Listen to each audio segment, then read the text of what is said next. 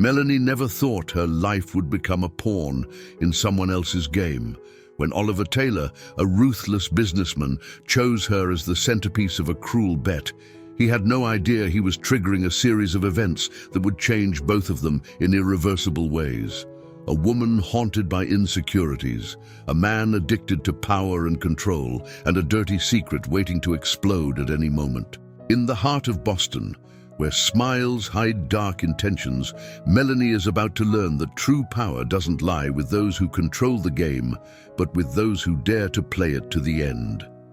As the truth looms like an inevitable storm, one question remains: who will emerge unscathed when the masks finally fall? There's no turning back, and the outcome will be devastating. Melanie Stewart looked at her reflection in the mirror with a mix of resignation and quiet acceptance. Her soft, round face, framed by dark, loose curls, stared back at her. She was 32, overweight, and had long struggled with her self-image. The world constantly reminded her that she wasn't enough, not beautiful enough, not thin enough, not worthy enough. Despite her insecurities, Melanie had built a life she was proud of. She worked as a librarian in Boston, and while her days were quiet and predictable, they were safe. She had friends, a close-knit group of supportive women who had always been her anchor.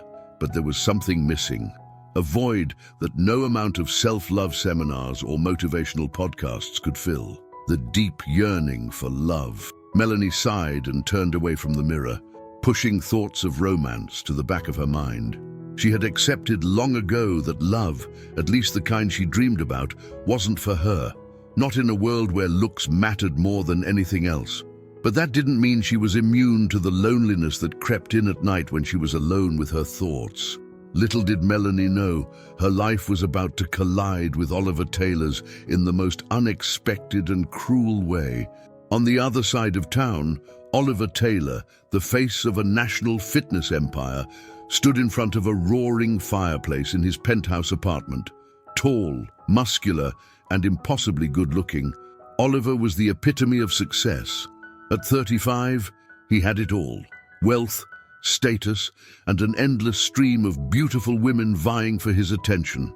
But tonight, he wasn't thinking about his next business venture or his latest date.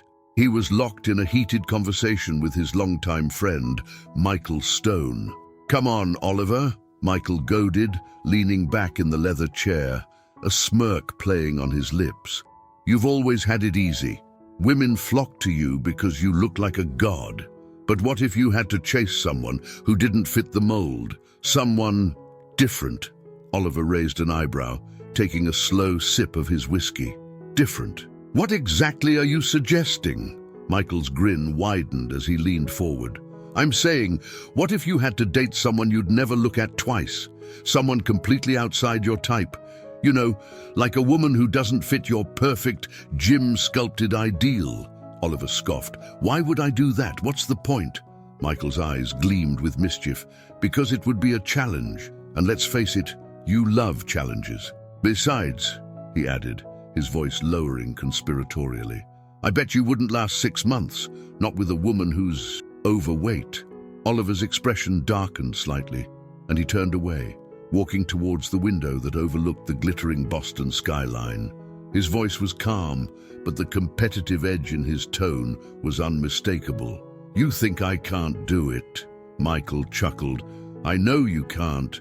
You're too shallow. You wouldn't make it past the first date." Oliver's jaw tightened. He hated being told he couldn't do something. His entire career had been built on defying expectations, on being the best at everything he touched. He turned back to face Michael, his blue eyes cold and determined.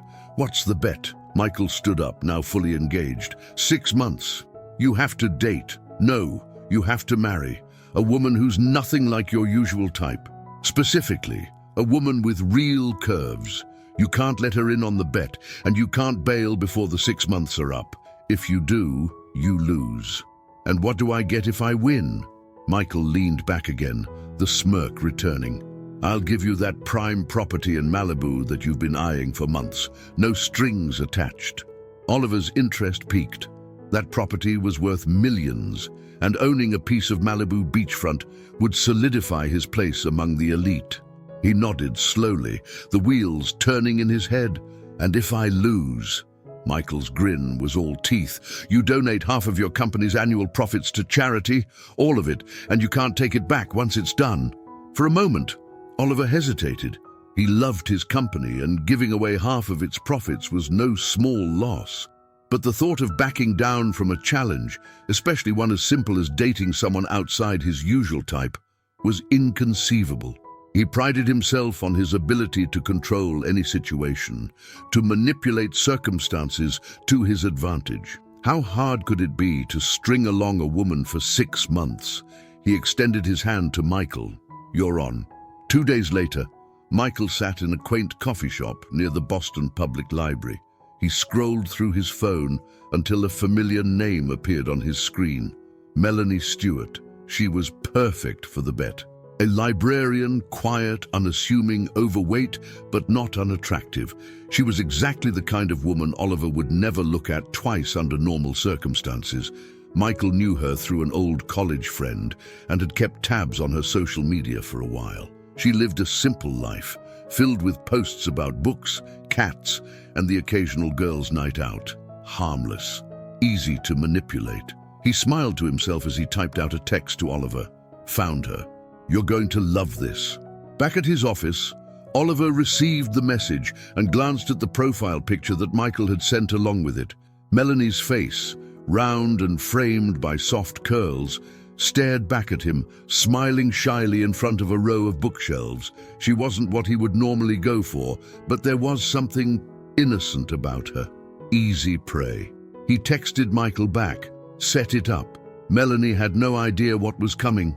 She was going about her usual routine, finishing up at the library and preparing to meet her friends for their weekly trivia night. She always enjoyed these nights, even if she wasn't particularly good at trivia. It was the camaraderie that made it special. As she locked up the library for the evening, her phone buzzed with a message from an unknown number. Curious, she opened it. Hey Melanie, this is Oliver. I'm a friend of Michael's. He mentioned you're a fan of trivia nights, and I was wondering if you'd like to meet up sometime. Maybe grab a coffee.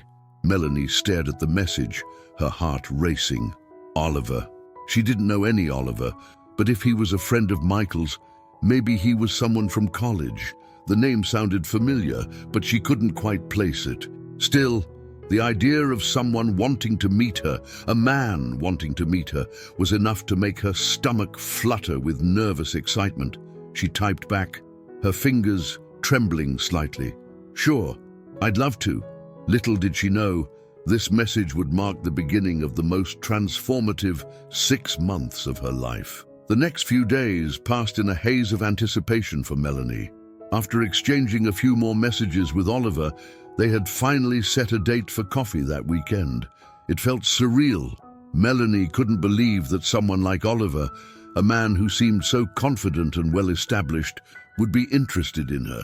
She had tried to keep her excitement in check, telling herself not to expect too much, but deep down, she couldn't help but feel flattered.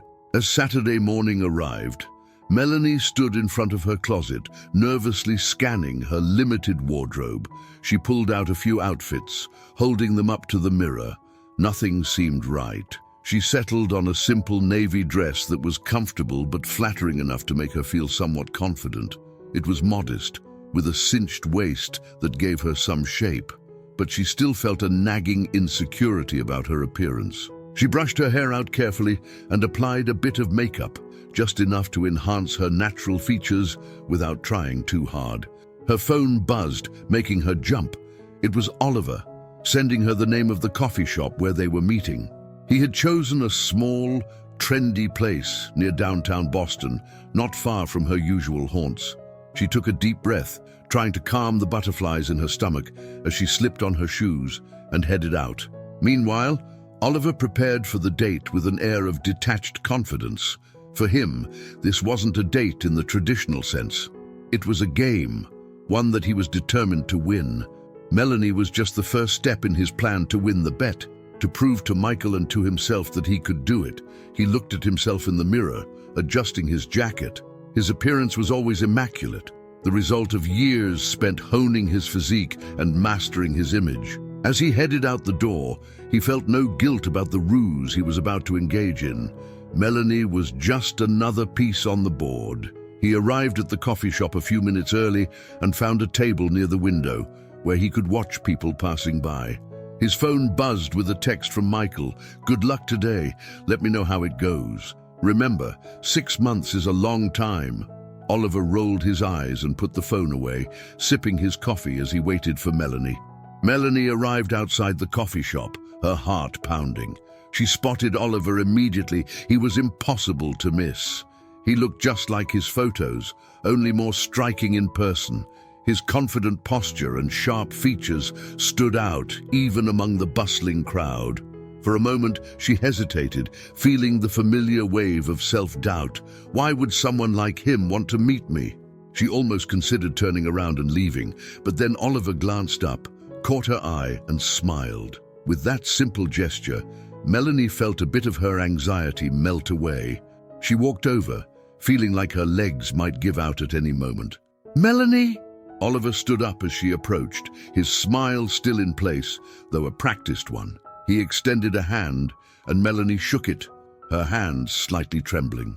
"Hi, yes, that's me," she managed to say, her voice a little breathless. "It's nice to meet you." "Nice to meet you too," Oliver replied smoothly, gesturing to the seat across from him. "I hope you didn't have any trouble finding the place." "No, not at all," she said as she sat down, trying to steady her nerves. "I actually come around here sometimes, so I knew the area." They exchanged some small talk for a few minutes, Oliver asking about her job at the library and making polite inquiries about her interests. Melanie found herself relaxing a little as the conversation flowed, though she couldn't shake the feeling that something about this situation was surreal. Oliver seemed interested, but his manner was so smooth, almost too perfect. "He's just being polite," she thought to herself, trying not to read too much into it. As they talked, Oliver's internal dialogue was far different. He was used to dates that felt like a performance, and this was no exception. But Melanie was different from the women he usually entertained. She was nervous, sweet, and sincere, qualities that, under different circumstances, he might have found endearing. But today, he was focused solely on his objective: charm her, gain her trust, and secure the relationship for the sake of the bet. "So, what made you agree to meet up?" Melanie asked after a while, trying to suppress her curiosity. She didn't want to seem desperate, but she was genuinely puzzled by his interest. Oliver leaned back in his chair, giving her a thoughtful look. "I think it's refreshing to meet someone who's real," he said smoothly, his voice softening. "You're not like the people I usually meet in my circles. You're genuine, and that's rare." Melanie felt her face flush. She didn't know whether to feel flattered or suspicious, but his words felt sincere enough. Maybe he really did see something in her that was different from the women he normally met. "Thank you," she said softly, tucking a strand of hair behind her ear. "That's really nice of you to say." Oliver smiled again, inwardly congratulating himself on how easily the conversation was going. He had her hooked. He could tell by the way her eyes softened when he spoke, the way her guard was slowly dropping. This would be easier than he thought. They spent the next hour talking, the conversation flowing effortlessly. Melanie found herself laughing at his jokes, even as her insecurities nagged at her. There was still a part of her that couldn't believe this was happening, that someone like Oliver could actually be interested in her. But for the first time in a long time, she allowed herself to enjoy the moment. She let herself believe, just for a little while, that this could be real. As they finished their coffee, Oliver glanced at his watch, pretending to be slightly disappointed. "I hate to cut this short, but I have a meeting in about an hour. I'd love to see you again, though. How about dinner next week?" Melanie blinked in surprise, her heart skipping a beat. "Dinner? I'd really like that." Oliver smiled, the perfect picture of a charming gentleman. "Great. I'll text you the details. I'm looking forward to it." They stood up, and Oliver walked her to the door, placing a light hand on the small of her back. Melanie felt a rush of warmth at the contact, and as they parted ways, she couldn't help but feel a giddy excitement bubbling inside her. This was happening. A man like Oliver Taylor wanted to see her again. She had to stop herself from grinning as she walked down the street, her mind already racing with thoughts about what to wear for their next date. Back in his car, Oliver's demeanor shifted the moment he was alone. The warmth and charm he'd displayed evaporated, replaced by a cool indifference. He pulled out his phone and texted Michael, "First date down. She's in. This is going to be easier than I thought." Michael's reply came almost instantly. "Told you. Just wait until you have to keep it up for 6 months. This is just the beginning." Oliver tossed his phone onto the passenger seat, already moving on to his next task of the day. For him, the date was just a minor distraction. Melanie was a means to an end, nothing more. But in the back of his mind, a small voice reminded him that there was still a long road ahead, and keeping up the charade might not be as simple as he thought. Melanie, however, had no idea what lay ahead. As she made her way back home, her heart was light, her mind spinning with thoughts of Oliver. She hadn't felt this way in years, nervous, excited, hopeful. Maybe, just maybe, this was the start of something real. But little did she know, she was walking straight into a carefully crafted trap. The days that followed their coffee date were filled with anticipation for Melanie.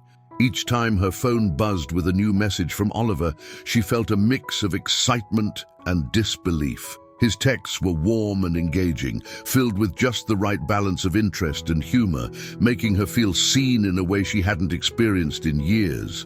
For the first time, she allowed herself to hope that maybe, just maybe, she had finally found someone who saw beyond her outward appearance. Their next date was set for Friday evening, and Melanie spent the entire week going back and forth over what to wear, what to say, and how to keep her nerves in check. She had told her close friend Sarah about Oliver, and while Sarah was supportive, there had been a flicker of concern in her eyes when Melanie had described him. "So, let me get this straight," Sarah had said during one of their usual phone calls. "This guy, who's ridiculously handsome and successful, just appeared out of nowhere, and he's genuinely interested in you." Melanie had winced at the way Sarah's words came out, even though she knew her friend didn't mean it to hurt her. "I mean, yeah, he's a friend of Michael's, remember him from college, and I don't know. He seems really nice." "Melanie, I'm just saying, be careful. Guys like that, they usually don't go after women like us unless there's something more. I don't want you to get hurt." Melanie had brushed off the comment at the time, insisting that she wasn't going to let herself get carried away. But as Friday drew closer, Sarah's words lingered in her mind. "Why is he interested in me?" she kept wondering, that tiny voice of doubt gnawing at the back of her thoughts. But when Friday night finally arrived, and Melanie found herself seated across from Oliver at a chic downtown restaurant, all her fears seemed to melt away. Oliver was charming, attentive, and effortlessly charismatic. He seemed genuinely interested in everything she had to say, asking about her work, her passions, and her childhood with an ease that made her feel comfortable. At one point during the evening, after they had finished their main course, Melanie worked up the courage to address her lingering insecurity. "I have to admit," she said, her voice tentative, "I'm a little surprised that you're interested in me. I mean, we come from such different worlds." Oliver leaned back in his chair, regarding her with a thoughtful expression. He knew this moment was crucial. He couldn't afford to be careless in his response. "I get that," he said after a pause, his voice softening, "but I'm not the kind of guy who judges people based on appearances or superficial things." He offered her a warm smile. "I like who you are, Melanie. You're genuine. That's rare these days." His words hit Melanie like a wave of validation. She felt her cheeks flush, warmth spreading through her chest. Maybe this really is real, she thought. And for the first time in years, she allowed herself to lower the walls she had built around her heart. As the weeks passed, Oliver and Melanie's relationship appeared to blossom. They went on more dates, walks along the Charles River, evenings at cozy cafes, and even a few casual outings to the movies. Oliver played the role of the perfect boyfriend, always attentive, always saying the right things at the right moments. To Melanie, it felt like a dream. She had never been in a relationship like this before, where everything seemed to fall into place so effortlessly. And yet, there was still a part of her that couldn't shake the feeling that this was too good to be true. Oliver, on the other hand, was finding the whole process both easier and more challenging than he had anticipated. Melanie was sweet, innocent, and completely unaware of the game he was playing. She was trusting, almost to a fault, and it made manipulating her emotions simple. Yet there was something about the way she looked at him with such genuine affection that occasionally gave him pause. He pushed those thoughts aside. This was a bet, nothing more. He had no reason to feel guilty. One evening, after a particularly enjoyable dinner date, Oliver walked Melanie to her apartment building. The air was crisp with the early signs of fall, and they lingered at her doorstep, neither one wanting to break the moment. Melanie felt her heart racing, a familiar nervousness creeping in. She hadn't dated much, and the thought of being vulnerable, especially with someone like Oliver, still made her feel self-conscious. "I had a really great time tonight," she said, her voice soft. "Me too," Oliver replied, his tone smooth and sincere. He stepped a little closer, closing the space between them. "I always do when I'm with you." Melanie's breath caught as he leaned in, gently brushing his lips against hers. The kiss was soft, tentative, but it sent a jolt of electricity through her. She had been waiting for this moment, imagining what it would feel like. And now, here it was, real, tangible, and overwhelming. When they finally pulled away, Oliver smiled, his hand still resting lightly on her arm. "Good night, Melanie." "Good night," she whispered, watching as he walked away into the night. She stood there for a moment longer, her heart still fluttering. When she finally made her way up to her apartment, she couldn't stop smiling. This was it. She was falling for him. But behind Oliver's charm and perfect timing, the reality of the situation was far more calculated. As he drove home that night, his mind was already working through the next phase of the plan. He knew Melanie was growing attached. The vulnerability in her eyes when they kissed was undeniable. "She's falling for me," he thought with a mixture of satisfaction and guilt. He hated that the bet was starting to feel more complicated than it should have. A part of him, a very small part, almost felt bad for her. She was so trusting, so unguarded, but he quickly reminded himself why he was doing this. He couldn't afford to get emotionally involved. He had an empire to protect, and the reward for winning this bet was too great to risk. The next day, Oliver met up with Michael for a round of golf at the country club. Michael, as always, was eager for an update. "So," Michael grinned as he lined up his shot on the green. "How's it going with your project?" Oliver chuckled, leaning on his club. "Better than expected." "She's all in." Michael straightened up, eyeing Oliver with curiosity. "You sound almost guilty about it." "I'm not guilty," Oliver replied quickly, though the tone of his voice wasn't as certain as he intended. "It's just, she's not what I expected. She's different from the women I usually date." "Different how?" Michael asked, genuinely interested. "She's kind, genuine." Oliver paused, realizing how that sounded. "I mean, it's nothing, just different." Michael raised an eyebrow, sensing a hint of hesitation. "You're not going soft, are you? Because let me remind you, this is a bet, 6 months, no strings attached. Then you get the property in Malibu. But if you're starting to catch feelings..." "I'm not," Oliver interrupted, his tone sharper than he intended. He took a deep breath, regaining his composure. "Trust me, I know exactly what I'm doing." Michael shrugged, clearly unconvinced but willing to let it slide. "All right, just don't mess this up. I'm counting on you to follow through. It's a lot of money we're talking about." "I know," Oliver said through gritted teeth, feeling the weight of the bet press down on him more than ever. As the relationship deepened, Melanie found herself falling harder for Oliver with each passing day. She had never experienced this kind of connection before, someone who seemed to understand her, who made her feel valued despite all of her insecurities. She started spending more time with him, opening up about her hopes and dreams in a way she had never done with anyone else. And Oliver played the part perfectly, always listening, always saying the right things. But beneath the surface, he was counting the days, knowing that the deeper they went, the harder it would be for Melanie when the truth finally came out. As the weeks turned into months, Melanie's relationship with Oliver blossomed into something she had only dreamed about. She spent more time with him, and each day seemed to bring new moments of joy, warmth and laughter.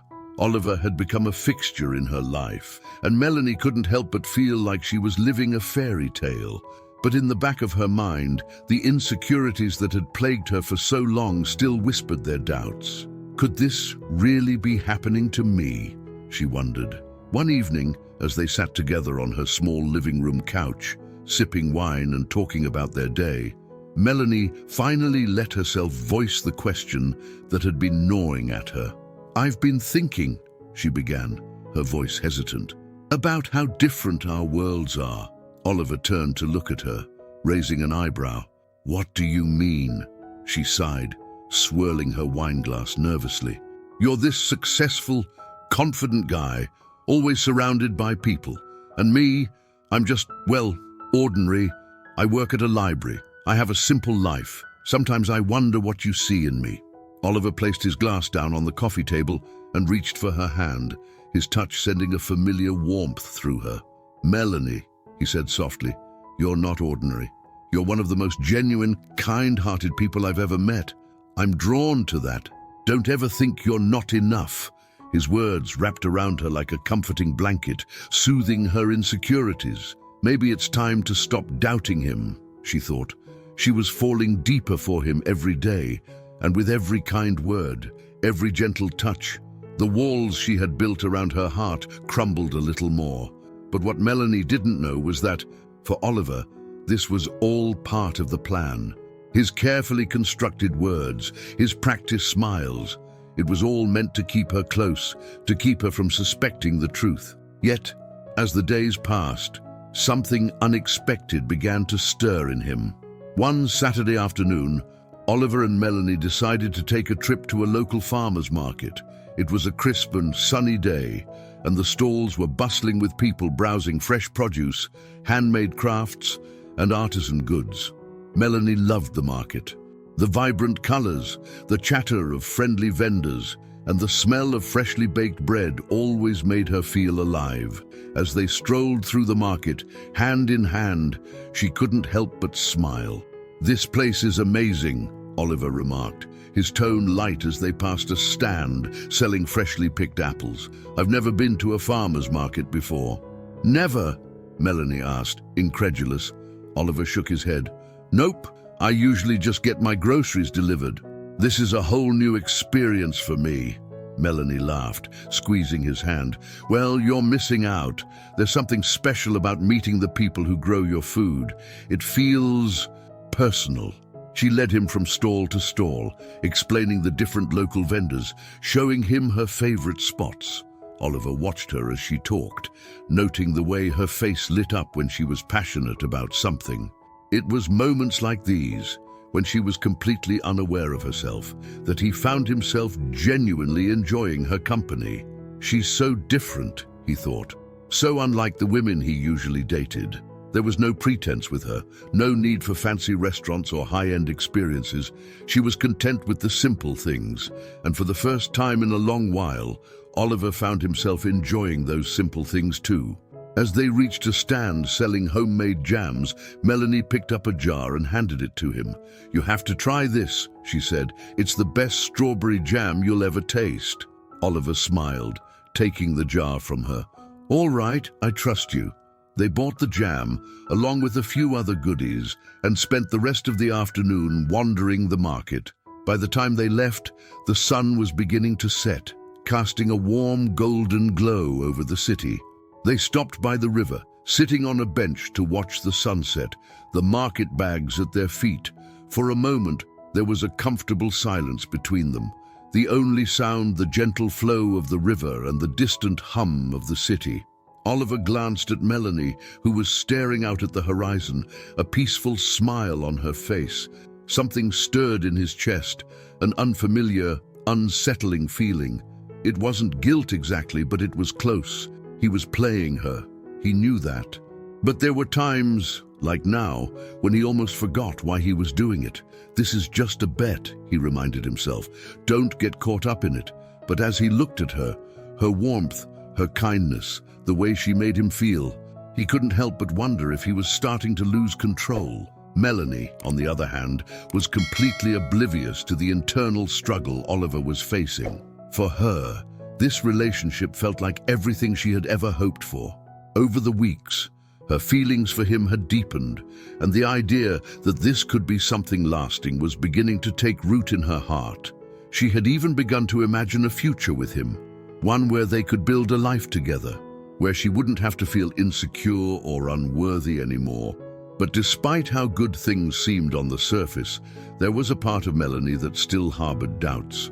After all, she had spent years guarding her heart, and old habits were hard to break. Sarah had noticed this too, and during one of their weekly meetups, she brought it up. "Melanie, I'm happy that you're happy," Sarah said as they sat in their favorite cafe sipping lattes.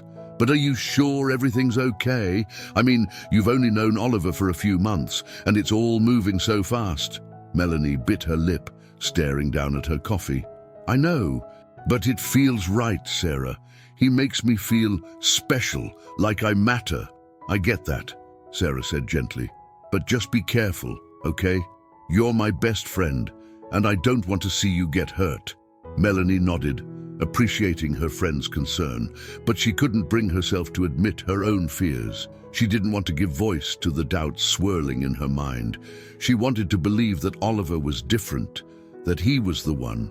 After all, how could something that felt so good be anything but real? Meanwhile, the pressure was beginning to mount on Oliver. With each passing week, Michael would check in, reminding him of the stakes of the bet. But Oliver was starting to dread those conversations. His usual bravado was slipping, and the more time he spent with Melanie, the more he found himself questioning the whole thing. One night, after a particularly heated conversation with Michael, Oliver sat alone in his apartment, staring at his phone. He had texted Melanie earlier, but he hadn't heard back.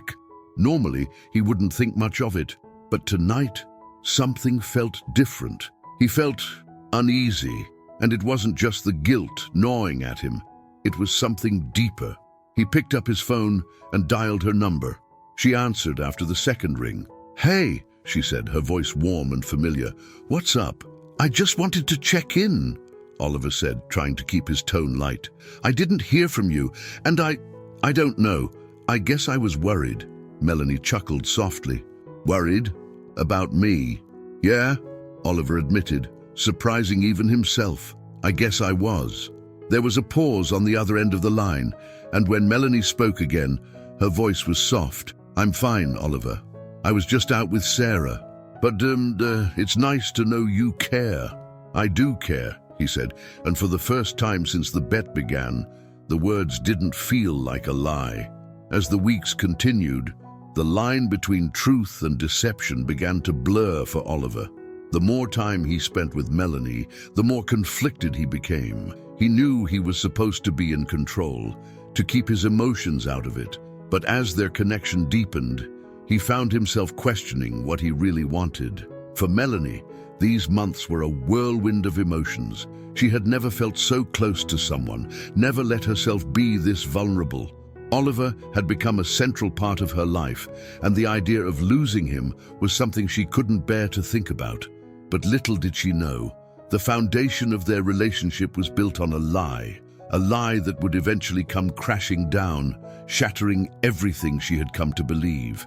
Months had passed, and Melanie had never felt happier. Her relationship with Oliver had grown in ways she never imagined. They had settled into a comfortable routine, weekend getaways, spontaneous dinners, and quiet nights in her apartment, just the two of them. Melanie had even started to introduce Oliver to her friends, though she kept the relationship somewhat private. afraid that exposing it to the world might somehow disrupt the fragile magic they shared. But while Melanie's heart brimmed with love and hope, Oliver was battling an internal war that grew fiercer by the day. The closer they got to the 6-month mark of the bet, the more conflicted he became. He had come to care for Melanie in ways he hadn't anticipated. She was no longer just a pawn in a game. She had become someone important to him. And yet, the looming specter of the bet remained, a constant reminder of the lies their relationship had been built on. The end of the bet was approaching fast, and Michael had started pressing him for updates. "You've got a month left," Michael reminded him one evening as they sat in a bar downtown. "Then it's all over, and the Malibu property is yours. Just a few more weeks of playing the doting boyfriend, and you'll walk away a richer man." Oliver took a long sip of his drink, his jaw clenched. He didn't respond right away, his thoughts elsewhere. "Come on, Oliver," Michael pushed, sensing his friend's reluctance. "Don't tell me you're catching feelings. That wasn't part of the deal." Oliver shot him a glare. "I'm not catching feelings." "Then what's the problem? You've got her wrapped around your finger. You've already won." Oliver leaned back in his chair, running a hand through his hair. "It's not that simple anymore." Michael raised an eyebrow, a knowing smirk forming on his lips. "You're in deeper than you planned, huh? Man, I warned you about this. Women like her. They're easy to fall for because they're real. But you knew the rules from the start." Oliver stared at his drink, the ice clinking softly as he swirled it around. He hated how right Michael was, but admitting that out loud was something he couldn't bring himself to do.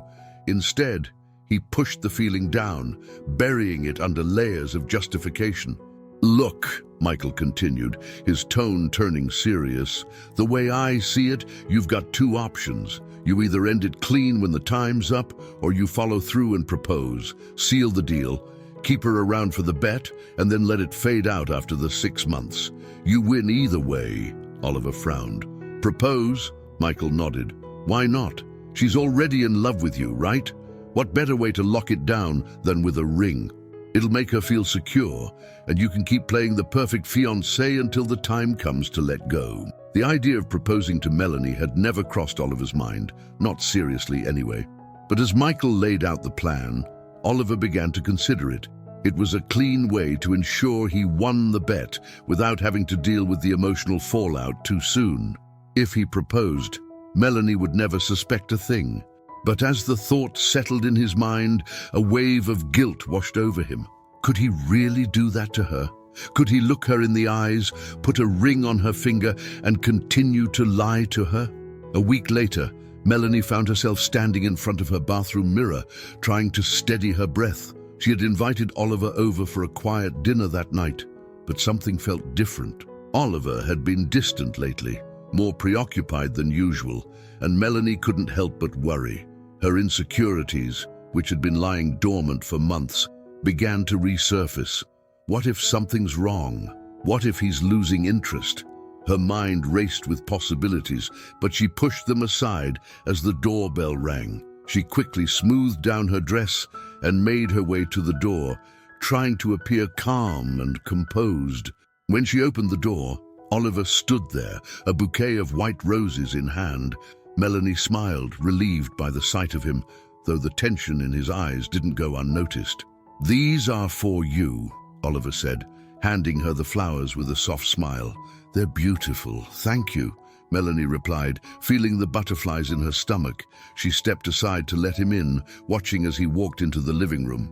Dinner was simple: roasted chicken, vegetables, and a bottle of wine. They ate quietly, exchanging small talk, but Melanie could feel the unspoken weight in the air. Something was on Oliver's mind, and she had a sinking feeling it wasn't good. After dinner, they moved to the couch, and Oliver seemed restless, fidgeting with his hands as they sat together. Melanie, unable to bear the silence any longer, finally spoke up. "Is everything okay, Oliver? You've been distant lately." Oliver looked at her, his blue eyes searching hers. He could see the worry in her face, the vulnerability she tried to hide. It made what he was about to do even harder.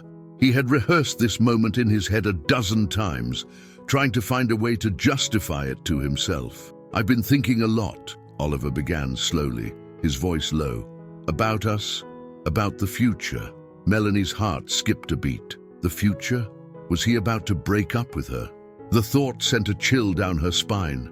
"I know things have been moving fast between us," Oliver continued, choosing his words carefully. "But I've never felt this way about anyone before."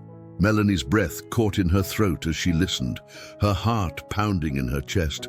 "I've never met anyone like you, Melanie," Oliver said, his voice softening. "You've changed my life in ways I never expected, and I don't want to lose you." He paused, his heart racing as he reached into his pocket. Melanie watched in stunned silence as he pulled out a small velvet box.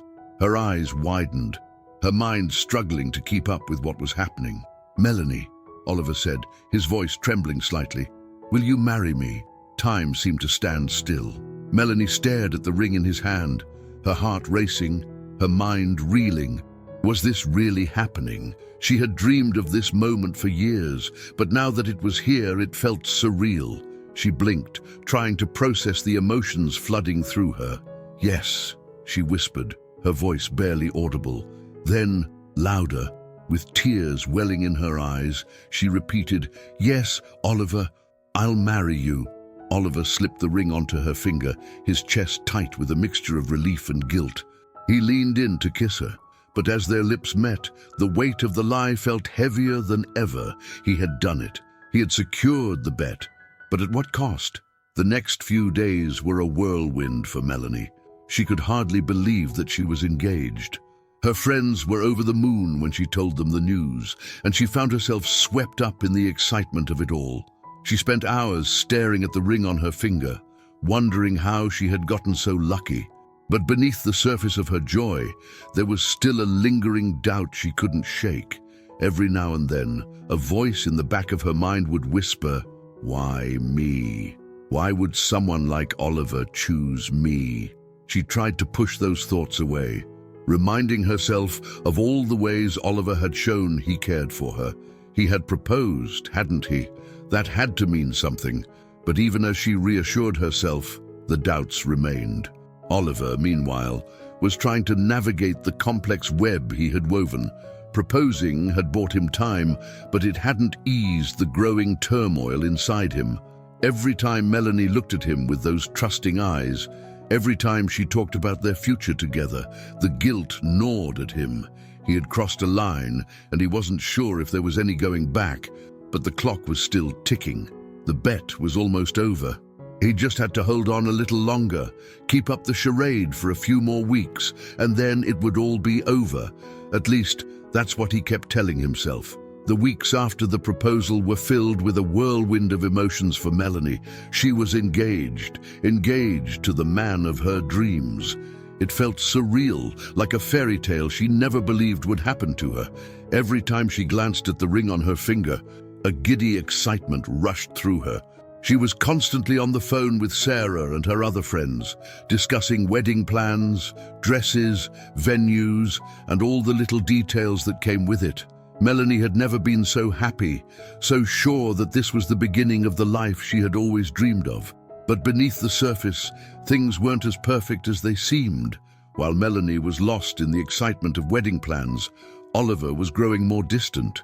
He still smiled when he was with her, still said all the right things, but there was something off, something Melanie couldn't quite put her finger on.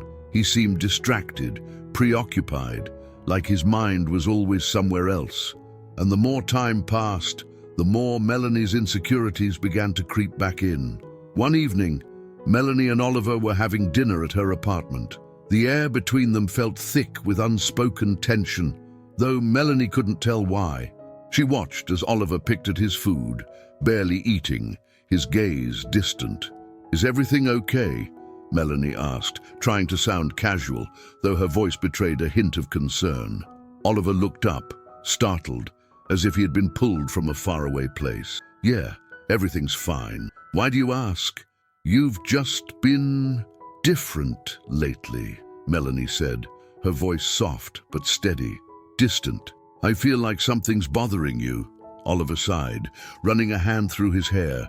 He knew this moment was coming. but he hadn't figured out what to say. He was walking a tightrope, and with the bet almost over, the pressure was mounting. Every day, it became harder to maintain the facade. "It's just work," he said, giving her a strained smile. "Things have been hectic lately, and I've got a lot on my plate. I'm sorry if I've been distant." "It's not about us." Melanie nodded, though her heart still felt heavy. She wanted to believe him, to trust that this was just a temporary phase, but deep down, a small voice whispered doubts. She pushed those thoughts aside, reminding herself that Oliver had proposed. He loved her. That had to count for something, didn't it? Meanwhile, Oliver was barely holding it together. The weight of his deception felt heavier every day, and the closer they got to the end of the bet, the more suffocated he felt. He had gone too far. Proposing had seemed like the right move at the time, a way to secure his win and end the game cleanly. But now, it felt like a noose tightening around his neck. Melanie's excitement about the wedding plans, her joy over their future, only made it worse. He couldn't tell her the truth. It would destroy her and him. He would lose everything.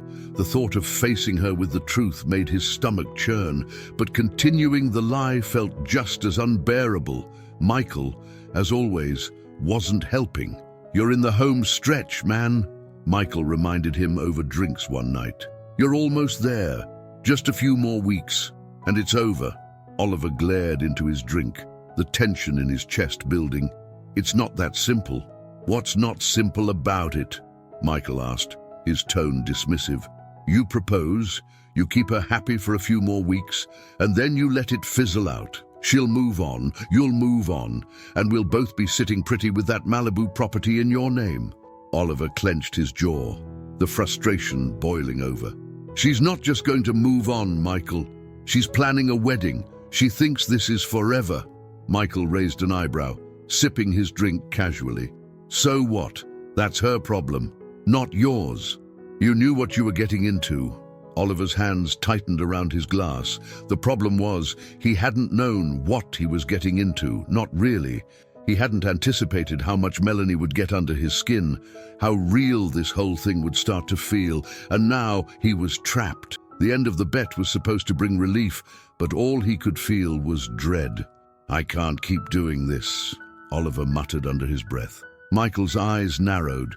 "What do you mean, you can't? You're not seriously thinking about backing out now, are you?" Oliver didn't respond, his mind racing. Part of him wanted to tell Michael to go to hell, to walk away from the whole thing and deal with the consequences. But the other part, the part that had built his career on always winning, couldn't let go. He had come too far to lose now. A few days later, Melanie received a call that sent her world spinning. "Melanie?" Sarah's voice was tight, almost hesitant. "I need to talk to you about something I think you need to hear." Melanie frowned, her heart picking up pace. "What is it? You're scaring me." Sarah took a deep breath on the other end of the line. "It's about Oliver. I overheard something today, something I wasn't supposed to hear. Melanie, there's something you need to know." Melanie's stomach dropped, her breath catching in her throat. "What do you mean? What did you hear?" "I was at the cafe," Sarah began, her voice cautious, "and I heard two guys talking. One of them was talking about a bet, some kind of deal where he had to date someone for 6 months. And I swear, Melanie, he said Oliver's name." The words hit Melanie like a punch to the gut. She felt the room spin, her mind racing to make sense of what Sarah was saying. A bet? No, it couldn't be true. Not Oliver. He loved her. He had proposed. This was real. It had to be. "Sarah, are you sure?" Melanie's voice trembled, barely above a whisper. "I'm sure, Melanie. I didn't want to believe it either, but it's true. I'm sorry." Melanie's world crumbled around her. She hung up the phone, her hands shaking. It felt like everything she thought she knew had been a lie. Her mind raced, trying to connect the dots.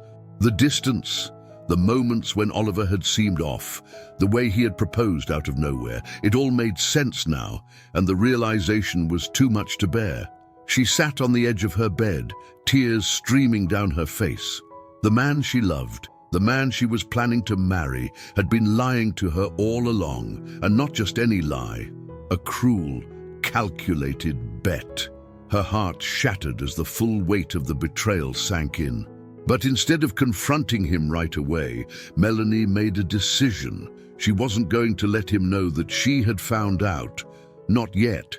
She needed time to think, to figure out her next move. She was hurt, yes, but more than that, she was furious. And in her fury, she began to form a plan. If Oliver thought he could play her, if he thought he could use her and walk away without consequence, he was about to learn just how wrong he was. For the next few days, Melanie played the part of the doting fiancée. She smiled, laughed, and continued to plan their wedding as if nothing had changed. But inside, she was seething. Every time Oliver looked at her, spoke to her, touched her, she had to fight the urge to scream at him, to confront him with the truth. But she wasn't ready for that yet. Not until she knew exactly how she was going to make him pay. She watched him closely, looking for any sign of the guilt he must be feeling. But Oliver was good, too good. He continued the charade as if everything was fine, as if he hadn't destroyed her trust, her heart, her entire world. Melanie knew she couldn't keep this up forever, but for now, she needed to gather her strength. She needed to be smart. Oliver had made a bet, a game out of their love, and now it was her turn to take control of the game. The days following Melanie's devastating discovery were filled with an eerie calm. She went about her usual routines, masking her pain behind a smile that no longer reached her eyes. Her heart ached with every glance at Oliver, but she held herself together, refusing to let her emotions betray her. Inside, however, Melanie was a storm of hurt and anger. The man she loved, the man who had asked her to marry him, had been using her all along. The thought that their relationship, the love she had so deeply cherished, was nothing more than a bet made her stomach churn. But she wasn't going to let Oliver know that she was unraveling inside. Not yet. Melanie was not just heartbroken, she was determined. If Oliver had played a game with her life, then she would turn the tables. She would make sure that when the truth came out, it wouldn't be her standing broken. No, this time, she would control the narrative. She would make sure Oliver felt the sting of betrayal, just as she had. Meanwhile, Oliver continued his facade, unaware that his carefully constructed lie was about to implode. The guilt gnawed at him more each day, but he pushed it aside, convincing himself that once the bet was over, he would find a way to make things right. He didn't know how, but he kept telling himself that once he won the Malibu property, he would figure it all out. Maybe he would stay with Melanie for real. After all, his feelings for her had grown far more than he had anticipated, but that wasn't enough to calm the unease settling in his gut. Every time he saw her, the weight of his deception felt heavier. He knew she loved him. Her eyes gave her away every time they met his, and that only made it harder.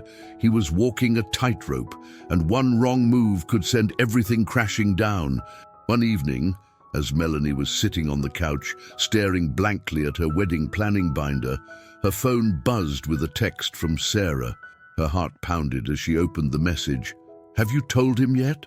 Melanie stared at the screen, her fingers hovering over the keyboard. She hadn't told anyone the full extent of her plan yet, not even Sarah. She was still piecing it together, trying to figure out the best way to execute her revenge without letting her emotions get in the way. "Not yet. I'm working on it," Melanie replied. "Are you sure about this?" Sarah texted back. "It's risky, Melanie. You could just confront him and be done with it." Melanie sighed, her fingers trembling slightly as she typed her response. "No, not yet. I'm not ready to let him off that easily." She put her phone down, her mind racing. Confronting Oliver right away would be the easy thing to do. She could scream, cry, and demand an explanation, but that wasn't going to fix what he had done to her. It wouldn't erase the months of lies, the humiliation of being used in such a cruel game. No, she needed to do this on her terms, in her own way. The next few days were a test of Melanie's strength. She continued to plan the wedding with Oliver, acting as though nothing had changed, all while her anger simmered beneath the surface. Every time he smiled at her, every time he kissed her, it took everything in her not to pull away. The depth of his betrayal was suffocating, but she refused to let him see it. As they sat together one evening, flipping through a wedding magazine, Oliver noticed Melanie seemed unusually quiet. He glanced at her, concern flickering in his eyes. "Are you okay?" he asked, placing a hand on her knee. "You've been a little distant the past few days." Melanie forced a smile, her stomach twisting at his touch. "I'm fine," she said, keeping her voice steady. "Just tired. All this wedding planning is starting to get overwhelming." Oliver nodded, his expression softening. "I get that. If it's too much, we can always slow down. We don't have to rush things." The irony of his words made Melanie want to laugh. Rush things. The man who had made a bet to win her over in 6 months was suddenly talking about not rushing. She swallowed the bitterness rising in her throat and shook her head. "No, it's fine," she said. "I just need a little time to unwind." Oliver smiled, leaning in to kiss her on the forehead. "Okay, just let me know if you need a break." Melanie nodded, her mind racing. A break. What she needed was to break his heart the way he had broken hers. But she kept her composure, knowing her moment would come soon enough. The following weekend, Melanie took the first step in setting her plan in motion. She decided to visit Michael, the man she knew was behind the bet. If she was going to take Oliver down, she needed more than just her own knowledge of the bet. She needed the truth from Michael himself. She waited until Oliver left for the gym one morning, and then drove to the address she had found for Michael's office downtown. Her hands trembled slightly as she parked her car and walked into the sleek office building, her heels clicking against the marble floor. The receptionist smiled at her as she approached the desk. "I'm here to see Michael Stone," Melanie said, her voice steady, despite the nerves racing through her. "I don't have an appointment, but I'm a friend of his." The receptionist nodded, making a quick phone call before directing Melanie to Michael's office on the 15th floor. As she rode the elevator up, Melanie's heart raced. She wasn't sure how Michael would react when he saw her, but she was ready for whatever came next. She was done being the victim in this twisted game.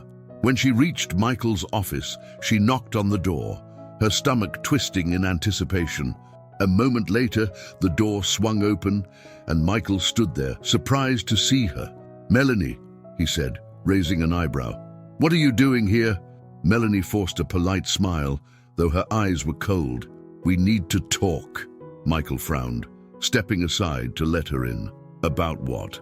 Melanie walked into the office, her heels clicking against the hardwood floor. She turned to face him, her heart pounding but her resolve unwavering. "About Oliver," she said, her voice hardening. "And the bet." Michael's eyes widened in shock, but he quickly masked it with a smirk. "Ah, so you know." "I know everything," Melanie replied, her voice steady. "And I'm not here to yell or make a scene. I'm here because I want you to confirm what I already know." Michael chuckled, leaning back against his desk.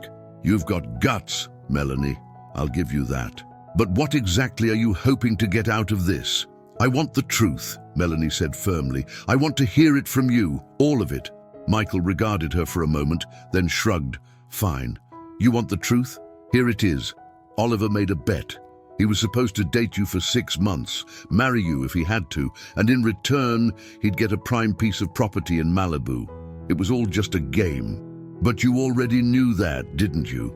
Melanie clenched her fists at her sides, her nails digging into her palms. Hearing it out loud, in Michael's smug voice, made the betrayal feel even more real. But she didn't let it show. Instead, she took a deep breath and nodded. "Thank you for your honesty," she said, her voice icy. "That's all I needed to know." Michael smirked again. "What are you going to do now? Tell him off? Cry? You know, you're not the first woman to get played by a guy like Oliver." Melanie's expression darkened. "No, I'm not going to cry. And I'm not going to let him get away with it either. Enjoy your game while you can, Michael, because it's about to end." Without waiting for his response, Melanie turned and walked out of the office, her heart pounding with both anger and determination. She had everything she needed now. The truth was out, and soon Oliver would face the consequences of his actions. Back in her car, Melanie sat for a moment, letting the weight of everything sink in. She had heard the truth straight from Michael's mouth, and now there was no turning back. Her plan was in motion, and she was ready to see it through. This wasn't just about revenge anymore. It was about reclaiming her power, about standing up for herself after being played so cruelly. She would make sure Oliver felt the full weight of his betrayal, and when the time came, she would walk away with her head held high. The storm inside her was no longer one of pain, but one of resolve. Melanie sat in her car, staring at the dashboard, her mind spinning after the confrontation with Michael. Hearing the truth about Oliver's bet confirmed in Michael's smug voice had been like a dagger to the heart. But instead of breaking down, instead of letting the betrayal consume her, Melanie had made a decision. She was going to fight back in the only way that felt right, by making Oliver face the consequences of his deception. Her heart ached, but there was no time to wallow in pain. She had to stay focused, stay composed, and see this through to the end. She wasn't the same woman she had been 6 months ago. The Melanie who once doubted her worth, who questioned why someone like Oliver would choose her, had been shattered. In her place was a woman who had learned the value of self-respect and resilience.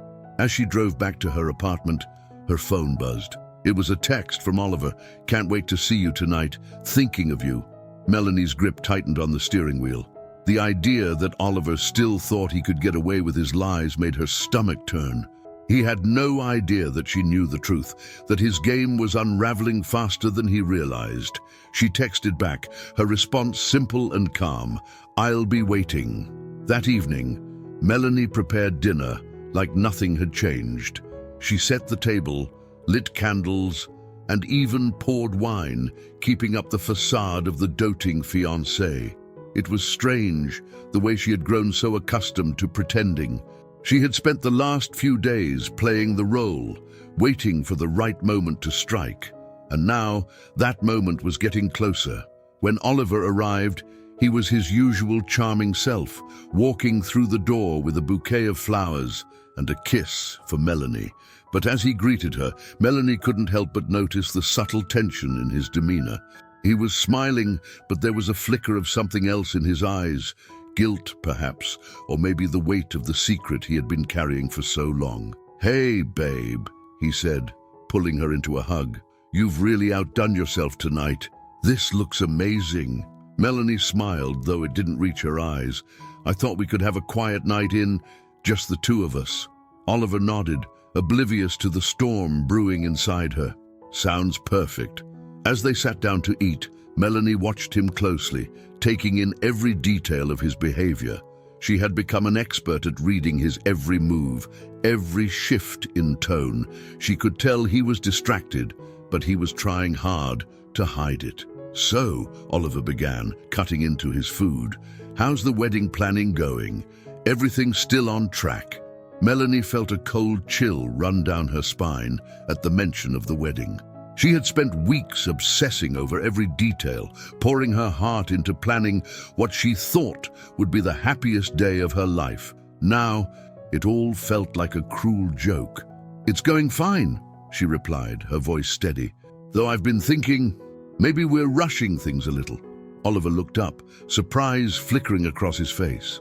"Rushing? I thought you were excited about it." "I was," Melanie said carefully, choosing her words. "But I've had some time to think. I don't want to rush into something as important as marriage without being absolutely sure." Oliver's eyes darkened slightly, and for the first time, she saw a hint of nervousness in his expression. "Melanie, what are you saying? Are you having second thoughts?" Melanie took a sip of her wine, allowing the silence to stretch between them. She could feel the tension building, feel the moment drawing closer when everything would come crashing down, but she wasn't ready to reveal her hand just yet. "No," she said finally, "I'm not having second thoughts. I just want to make sure we're both on the same page about everything. After all, marriage is a big step. We need to be honest with each other." Oliver shifted in his seat, his discomfort evident. "Of course. You know I'm committed to this, to us." Melanie nodded, her heart pounding. "Good, because I've been thinking a lot about honesty lately, about trust." Oliver's expression tightened, but he forced a smile. And I've realized that trust is the most important thing in a relationship. Without it, nothing else matters." The room grew quiet, the air thick with unspoken words. Melanie could feel the weight of the moment pressing down on both of them. She knew Oliver was sensing that something was off, but he had no idea just how much she knew. "I agree," Oliver said slowly, his voice careful. "Trust is everything." Melanie met his gaze, her eyes cold. "Then let's talk about trust." Oliver froze, his fork suspended halfway to his mouth. His smile faltered, and for the first time, she saw real fear flicker in his eyes. "Melanie, what's going on?"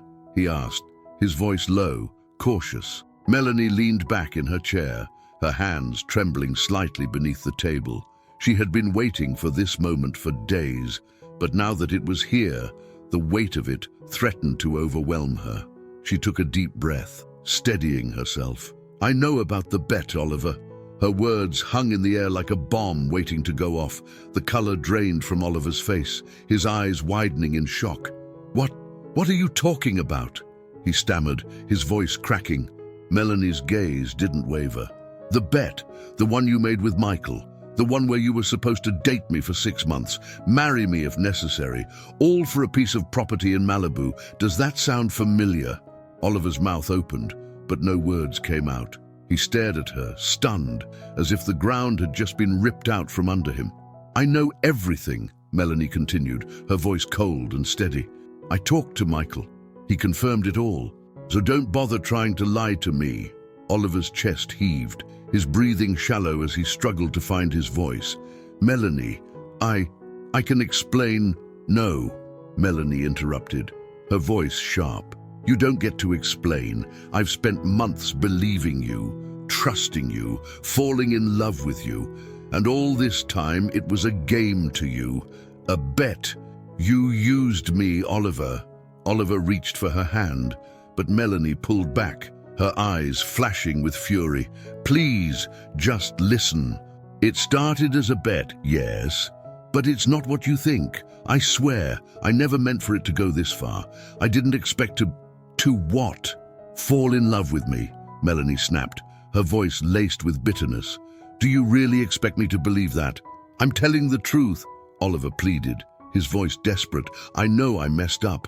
I know I should have told you, but I didn't know how. I didn't want to lose you." Melanie laughed bitterly, the sound cold and hollow. "You didn't want to lose me. You never had me, Oliver. What we had was built on lies." Oliver stood up, pacing the room, his hands running through his hair as he tried to collect himself. "Melanie, please, I can fix this. I'll make it right." "There's nothing to fix," Melanie said, her voice breaking. "You can't undo what you've done. You played with my life, with my heart, for a stupid bet. Do you have any idea how that feels?" Oliver stopped pacing, his eyes filled with regret, but it was too late. The damage had been done, and nothing he could say would change that. "I didn't mean for it to end like this," Oliver whispered, his voice thick with emotion. "I didn't want to hurt you." Melanie stood up, her body trembling with a mix of anger and sorrow. "But you did." The silence that followed was deafening. Oliver stood there, helpless, as Melanie picked up her things, her heart shattered beyond repair. "I don't know who you are anymore," she said quietly, her voice thick with tears. "But I know I can't be with you." With that, she walked out of the apartment, leaving Oliver standing in the wreckage of the life they had built together, a life that had been nothing but a lie. Melanie drove through the streets of Boston, her hands gripping the steering wheel tightly, her vision blurred by the tears that refused to stop. The confrontation with Oliver had been everything she expected, yet the pain still felt unbearable. Every word she had said to him had been filled with anger and hurt, but it hadn't made the pain any less real. It was as if her heart had been ripped open, and no amount of fury could patch the gaping wound. She pulled into a quiet parking lot near the harbor, needing to escape the world, needing time to think. She turned off the engine and sat in silence. The only sound, the gentle lapping of the water against the dock. Her body trembled, the adrenaline from the confrontation slowly draining, leaving behind an overwhelming sadness. How could she have been so blind? She had trusted him, loved him, and believed in the future they were building together. And now, it was all gone, just like that. She had dreamed of a life with him, a marriage filled with love and partnership, but it had all been built on lies. A stupid bet. Nothing more. Melanie wiped her tears and stared out at the water, her mind racing. What was she supposed to do now? Everything she had built with Oliver was gone.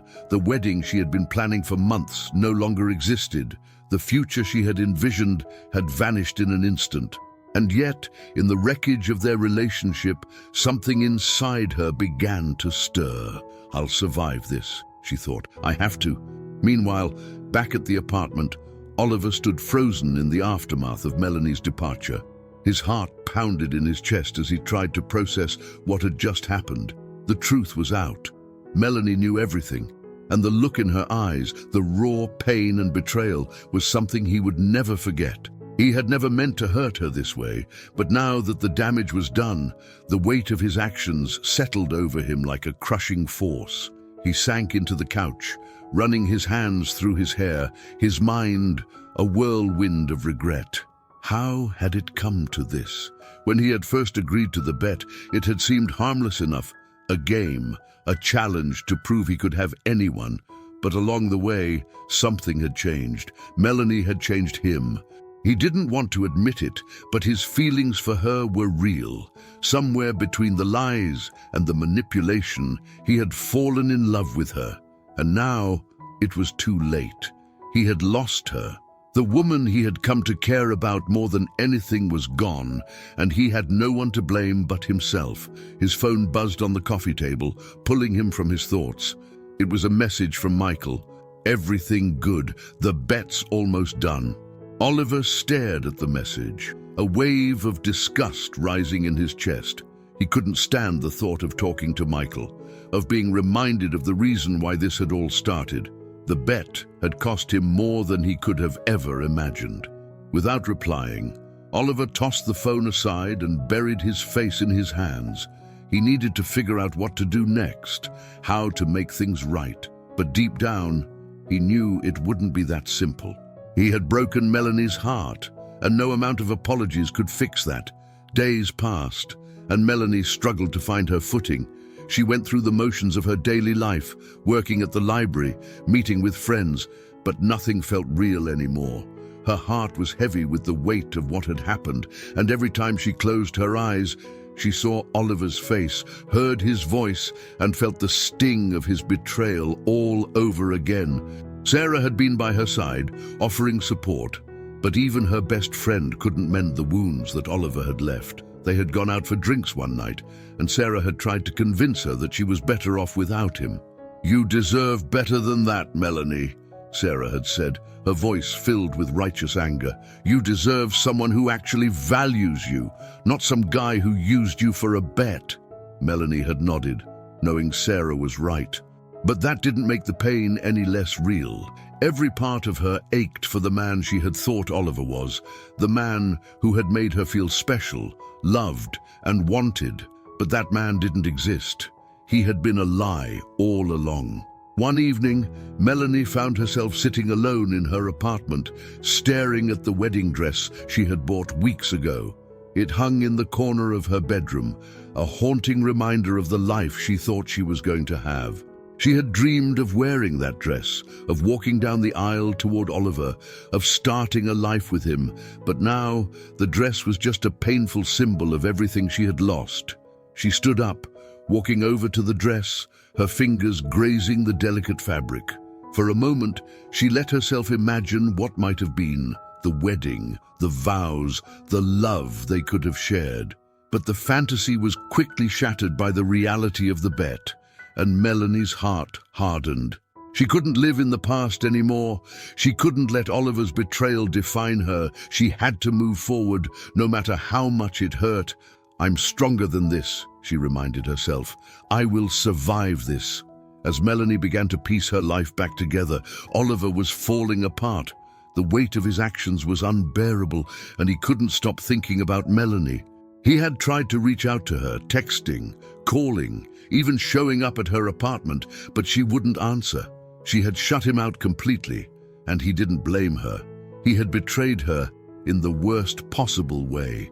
One evening, desperate and guilt-ridden, Oliver found himself standing outside her apartment building. He knew he had no right to be there, but he couldn't stay away. He needed to see her, to explain himself, to beg for forgiveness. He wasn't sure what he hoped to accomplish, but he couldn't live with the silence any longer. He rang the doorbell, his heart racing as he waited. There was no answer. He rang again, and still nothing. Defeated, he turned to leave, but just as he was about to walk away, the door opened. Melanie stood there, her eyes cold and distant. She didn't say anything, just looked at him with a mixture of anger and sadness that pierced him to his core. "Melanie, please," Oliver began, his voice breaking. "I just need to talk to you." She didn't move, didn't invite him in. Her expression was unreadable, but her silence spoke volumes. "I know I don't deserve your forgiveness," Oliver continued, his voice trembling. "But I need you to know that I'm sorry. I'm so sorry for everything." Melanie crossed her arms, her gaze unwavering. "Sorry isn't enough, Oliver." He nodded, swallowing the lump in his throat. "I know, but I need you to understand. It wasn't just a game to me, not anymore. Somewhere along the way, Don't!" Melanie interrupted, her voice sharp. "Don't you dare say you fell in love with me. You don't get to do that. You don't get to pretend that what you did wasn't completely selfish and cruel." Oliver's heart sank. He had known this wouldn't be easy, but hearing the bitterness in her voice was like a knife to his chest. "I know I hurt you," he said quietly, his voice thick with emotion, "and I'll regret it for the rest of my life. But I didn't expect to feel this way, Melanie. I didn't expect to care about you." "But you did it anyway," Melanie shot back, her voice trembling with anger. "You made a bet. You used me. Do you have any idea what that feels like?" Oliver's chest tightened as he watched the tears welling up in her eyes. He wanted to reach out, to hold her, to tell her that everything would be okay. But he knew that was a lie. Nothing would be okay. "I'm sorry," he whispered, his voice barely audible. "I don't know how to fix this." Melanie shook her head, her tears finally spilling over. "You can't fix it, Oliver. You can't undo what you did." They stood there in silence, the weight of their broken relationship hanging heavy between them.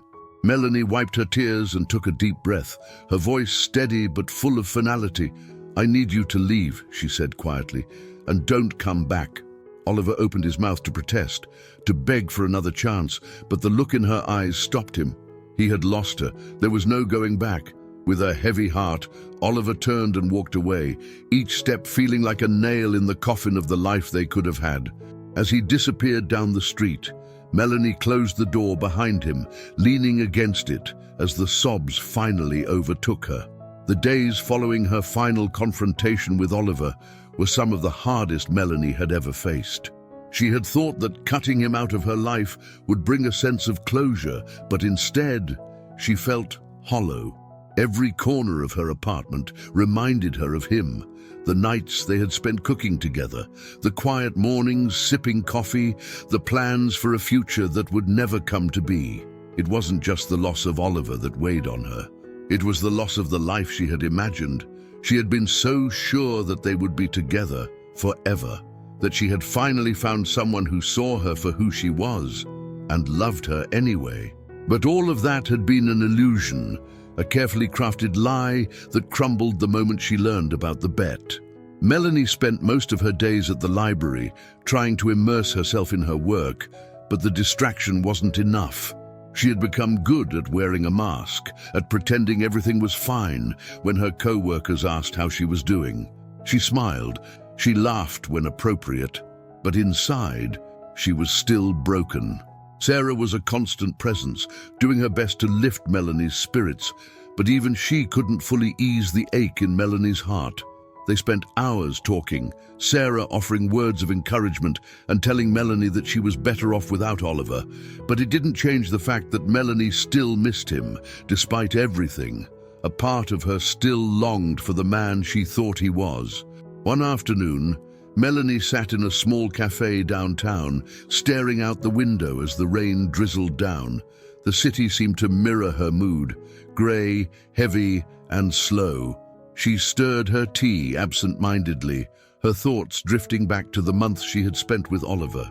She hated that she couldn't stop thinking about him, that he still occupied so much space in her mind. Why couldn't she just let him go?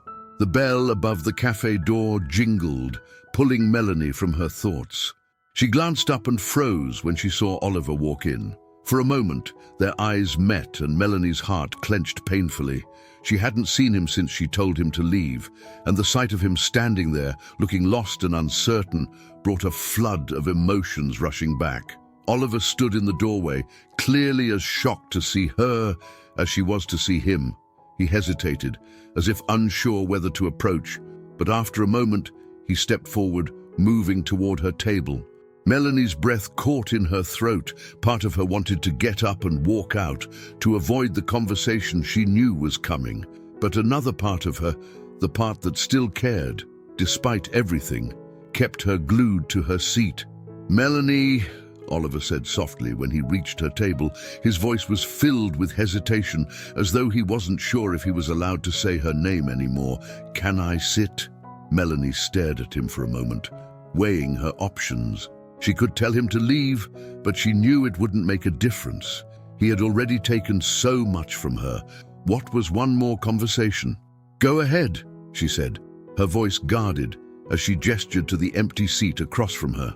Oliver sat down, looking more vulnerable than she had ever seen him. There was no mask of charm this time, no carefully crafted persona. He looked human, and for some reason, that made it even harder. "I didn't expect to see you here," Oliver said, his eyes searching hers. Melanie shrugged, not sure what to say. The last thing she wanted was small talk. "It's a public place," she said, her tone distant. Oliver nodded, his hands fidgeting on the table. He was quiet for a moment before he spoke again, his voice low and filled with regret. "I know I'm the last person you want to see right now, but I've been trying to find a way to talk to you." Melanie looked at him, her heart tightening. She could see the pain in his eyes, the guilt weighing him down. But it didn't make what he had done any less hurtful. "What do you want, Oliver?" she asked quietly. "We've already said everything there is to say." "I know," Oliver replied, his voice shaking slightly. "But I can't just leave things like this. I need you to know how sorry I am, not just for the bet, but for everything. I know I hurt you, and I don't expect you to forgive me, but I need you to understand that what we had wasn't a lie, not for me." Melanie felt a lump form in her throat, but she forced herself to stay composed. "You made a bet, Oliver. You used me. How could any of that be real?" "It wasn't real at first," Oliver admitted, his voice thick with emotion. "But somewhere along the way, it became real for me. I didn't expect to fall in love with you, but I did." Melanie looked away, not wanting him to see the tears forming in her eyes. She didn't want to hear these words now, not after everything that had happened. "It's too late for that," she whispered. "You don't get to say those things now." "I know," Oliver said, his voice breaking. "I know it's too late, but I couldn't walk away without telling you the truth. I should have told you a long time ago, and I'll regret not doing it for the rest of my life. I ruined everything, and I hate myself for it." Melanie closed her eyes, fighting back the tears that threatened to spill over. She didn't know what to believe anymore. Oliver's words sounded genuine, but how could she trust anything he said? How could she believe that he wasn't just trying to manipulate her again? "I don't know what you want me to say," Melanie said, her voice barely above a whisper. "You broke me, Oliver. You took something from me that I can never get back. Trust, love, hope. How am I supposed to just move on from that?" Oliver looked at her, his expression filled with sorrow. "I don't expect you to move on. I don't expect you to forgive me. I need you to know that I love you, and I'm sorry." Melanie finally looked at him, her eyes filled with tears she could no longer hold back. "I loved you too," she said, her voice trembling, "and you destroyed that." The silence between them was heavy, filled with all the things they couldn't say, all the things that were left broken between them. For a moment, it felt like the world had stopped, like they were the only two people in the cafe, drowning in their shared pain. "I'm sorry," Oliver whispered again, his voice barely audible. Melanie took a deep breath, wiping away her tears. She couldn't stay in this moment forever. She had to find a way to move forward, to rebuild her life without him. She had to let him go, even if it hurt. "I can't do this anymore," Melanie said softly, her voice steady despite the tears. "I can't keep holding on to something that's already gone. You need to leave, Oliver. For good this time." Oliver's face crumbled, but he nodded, understanding that there was no more he could say or do. He had lost her, and there was no going back. "Goodbye, Melanie," he whispered, standing up from the table. Melanie watched as he walked out of the cafe, disappearing into the rain-soaked streets. She let out a shaky breath, her heart heavy but somehow lighter at the same time. It was over, truly over. Over the next few weeks, Melanie focused on rebuilding her life. The pain of losing Oliver was still there, but it wasn't as sharp as it had been. She began to find comfort in her routines again, her work at the library, her time spent with Sarah, and even the quiet moments at home. She had thrown herself into self-care, not just physically but emotionally too. She read books that inspired her, attended a few therapy sessions to help sort through her emotions, and even started taking long walks in the park to clear her mind. It wasn't easy, but day by day, she was learning how to heal. One afternoon, while walking along the river, Melanie stopped to watch the boats pass by.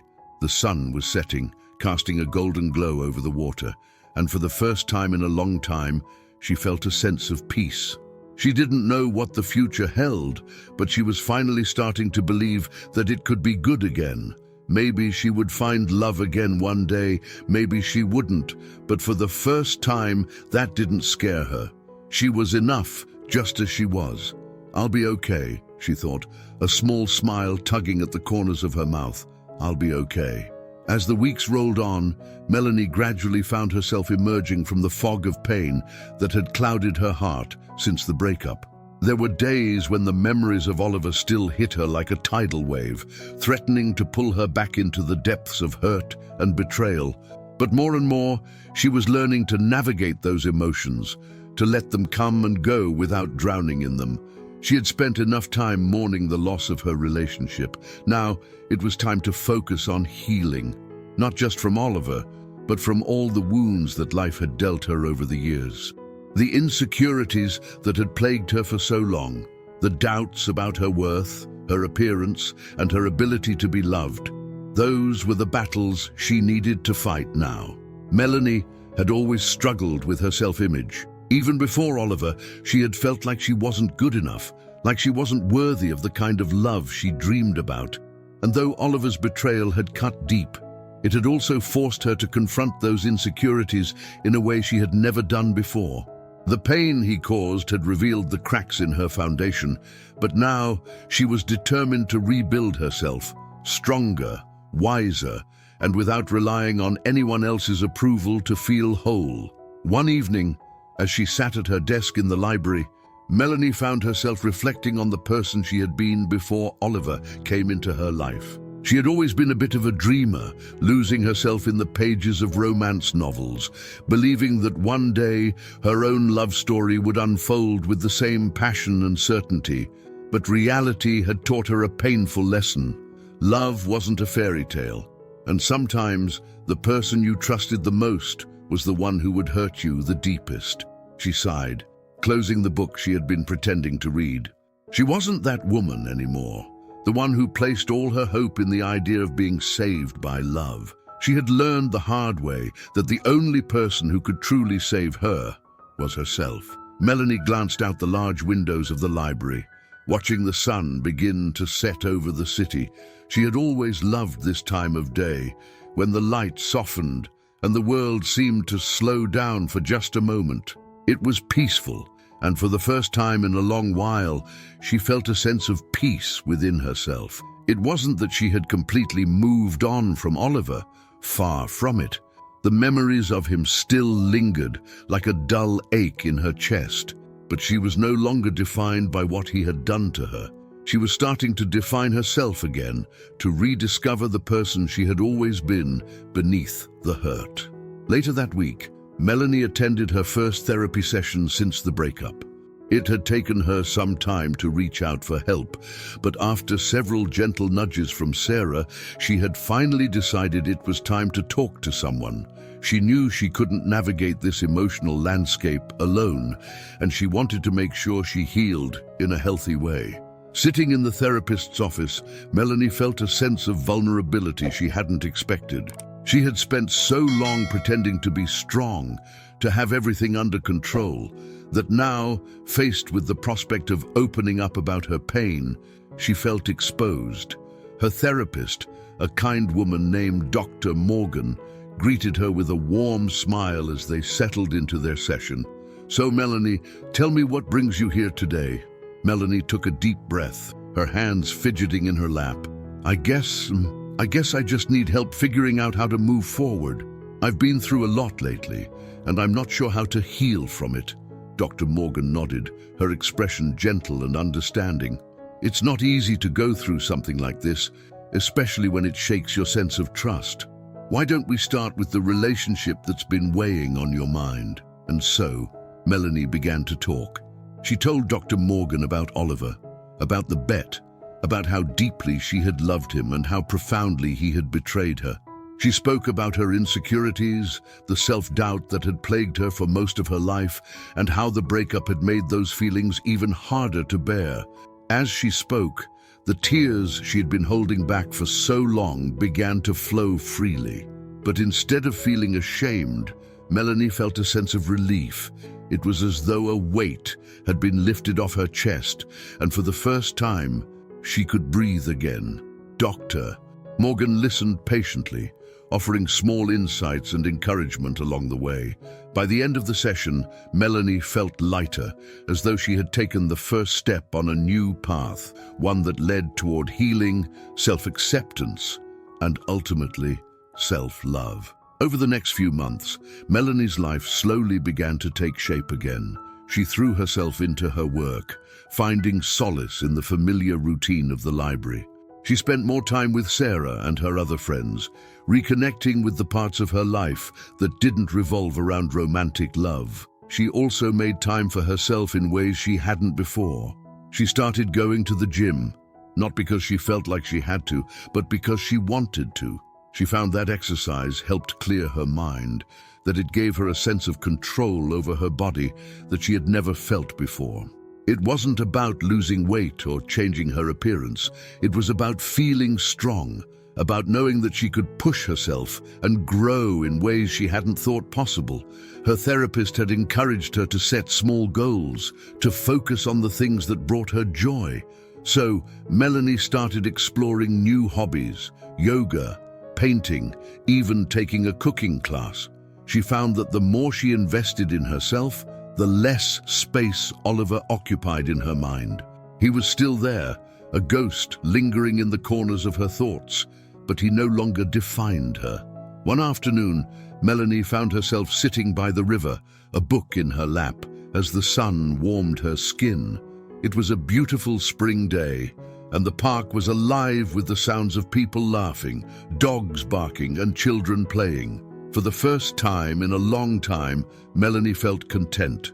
As she sat there, watching the boats pass by on the water, she reflected on how far she had come. The pain of Oliver's betrayal had once consumed her, but now it felt like a distant memory, still present, but no longer overpowering. She had grown stronger, more resilient, and she had learned that her worth wasn't tied to anyone else's approval or love. She had learned to trust herself again. Melanie smiled, feeling a sense of pride in how much she had accomplished. She wasn't the same woman she had been when she first met Oliver. She was someone stronger, someone who knew her own value, someone who didn't need a man to define her happiness. As the sun dipped lower in the sky, casting a warm golden glow over the river, Melanie stood up and stretched. She had work to do. There were new chapters in her life waiting to be written, and this time, she was the one holding the pen. Meanwhile, Oliver's life had taken a different turn. After losing Melanie, he had tried to focus on his career, on moving forward, but nothing felt the same. He had thought that winning the bet would bring him some sense of victory, but instead, it had left him hollow. The Malibu property meant nothing without Melanie by his side. He had reached out to her a few more times, hoping for a chance to explain himself, to make things right, but Melanie had made it clear that there was no going back.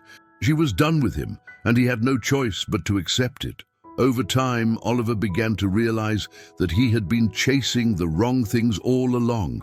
His entire life had been about winning at business, at relationships, at everything. But in the process, he had lost sight of what really mattered. He had hurt the one person who had seen past all of his bravado and loved him for who he really was. And now, she was gone. The regret weighed heavily on him, and for the first time in his life, Oliver wasn't sure how to move forward. It had been several months since Melanie had last seen or heard from Oliver. The distance between them had given her the space she needed to heal, to rebuild the pieces of herself that had been broken. With time, she had grown stronger, more self-assured, and for the first time in years, she felt at peace with herself. Her days were filled with new hobbies, quality time with friends, and work that she loved. And yet, despite the progress she had made, there were still moments when the past crept up on her, reminding her of the wounds that had not fully healed. One sunny Saturday afternoon, Melanie and Sarah were walking through a local farmer's market, browsing the fresh produce and artisanal goods. The market had always been one of Melanie's favorite places, a simple pleasure that brought her comfort. Today, it was alive with color and activity, the air filled with the smell of fresh bread and flowers. Sarah was in high spirits, chatting excitedly about a new project she had taken on at work, but Melanie's mind was wandering. She had come a long way since her breakup with Oliver, but there were still days when the memories of him, of them, slipped into her thoughts like an unwanted visitor. She hated that he still had that power over her, even after all this time. She hated that part of her still wondered what might have been if things had turned out differently. "Hey, Em," Sarah's voice cut through her thoughts, bringing her back to the present. "You've been kind of quiet today. Everything okay?" Melanie forced a smile, shaking off the melancholy that had settled over her. "Yeah, I'm fine, just thinking." Sarah gave her a knowing look. "About Oliver?" Melanie sighed, shrugging as they continued walking past the vendor stalls.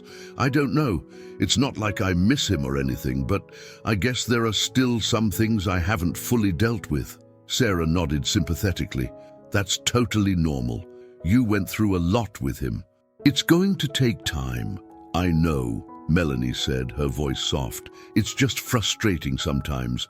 I've moved on in so many ways, but every now and then something reminds me of him, and it's like I'm right back where I started." "You're doing great," Sarah reassured her, linking her arm through Melanie's. "You've come so far, and I'm proud of you. Just because he crosses your mind doesn't mean you're not healing. It just means you're human." Melanie smiled, grateful for Sarah's unwavering support. "Thanks, I really don't know what I'd do without you." "I don't either," Sarah teased with a wink. "But seriously, you're doing amazing. You've built this incredible life for yourself, and you're stronger than ever. Oliver doesn't define you, you define you." Melanie nodded, letting Sarah's words sink in. She knew her friend was right. She had spent the past few months reclaiming her life, learning to value herself without needing validation from anyone else. She was proud of the person she was becoming, even if the journey hadn't always been easy. As they walked through the market, Melanie spotted a familiar face in the crowd, a man she hadn't seen in years. It was Michael, Oliver's friend, and the mastermind behind the bet that had shattered her life. Her heart skipped a beat, and for a moment she froze, watching as he casually browsed a stall across the way. Sarah noticed the change in Melanie's demeanor and followed her gaze. When she saw Michael, her expression darkened. "Is that—" "Yeah," Melanie said quietly, her stomach twisting with a mix of anger and anxiety. Michael hadn't seen them yet, but Melanie wasn't sure if she wanted him to. Part of her wanted to confront him, to finally say all the things she hadn't been able to say the last time they had crossed paths. But another part of her wanted to walk away, to leave the past in the past and not give him the satisfaction of knowing he still had any effect on her. "What do you want to do?" Sarah asked, her tone serious.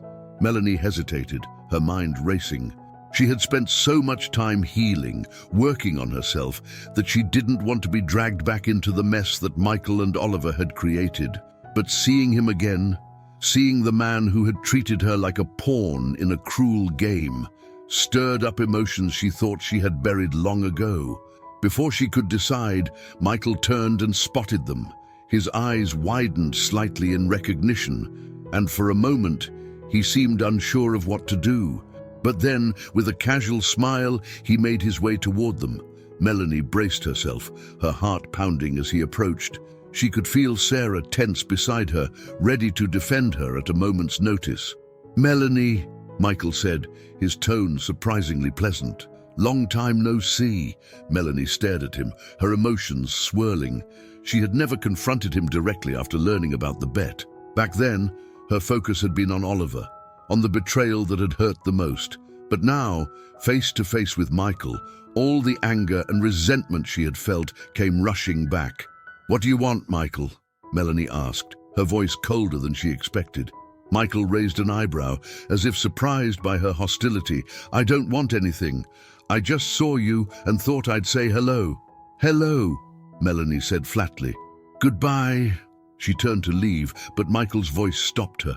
"Look, I know what happened between you and Oliver was messed up. And for what it's worth, I'm sorry. None of us expected things to end the way they did." Melanie turned back to face him, her eyes flashing with anger. "You're sorry. You and Oliver made a bet about my life. You didn't care about me or my feelings. I was just some game to you." Michael held up his hands defensively. "I know. And I'm not here to make excuses. I just wanted to say that I've seen what it's done to Oliver.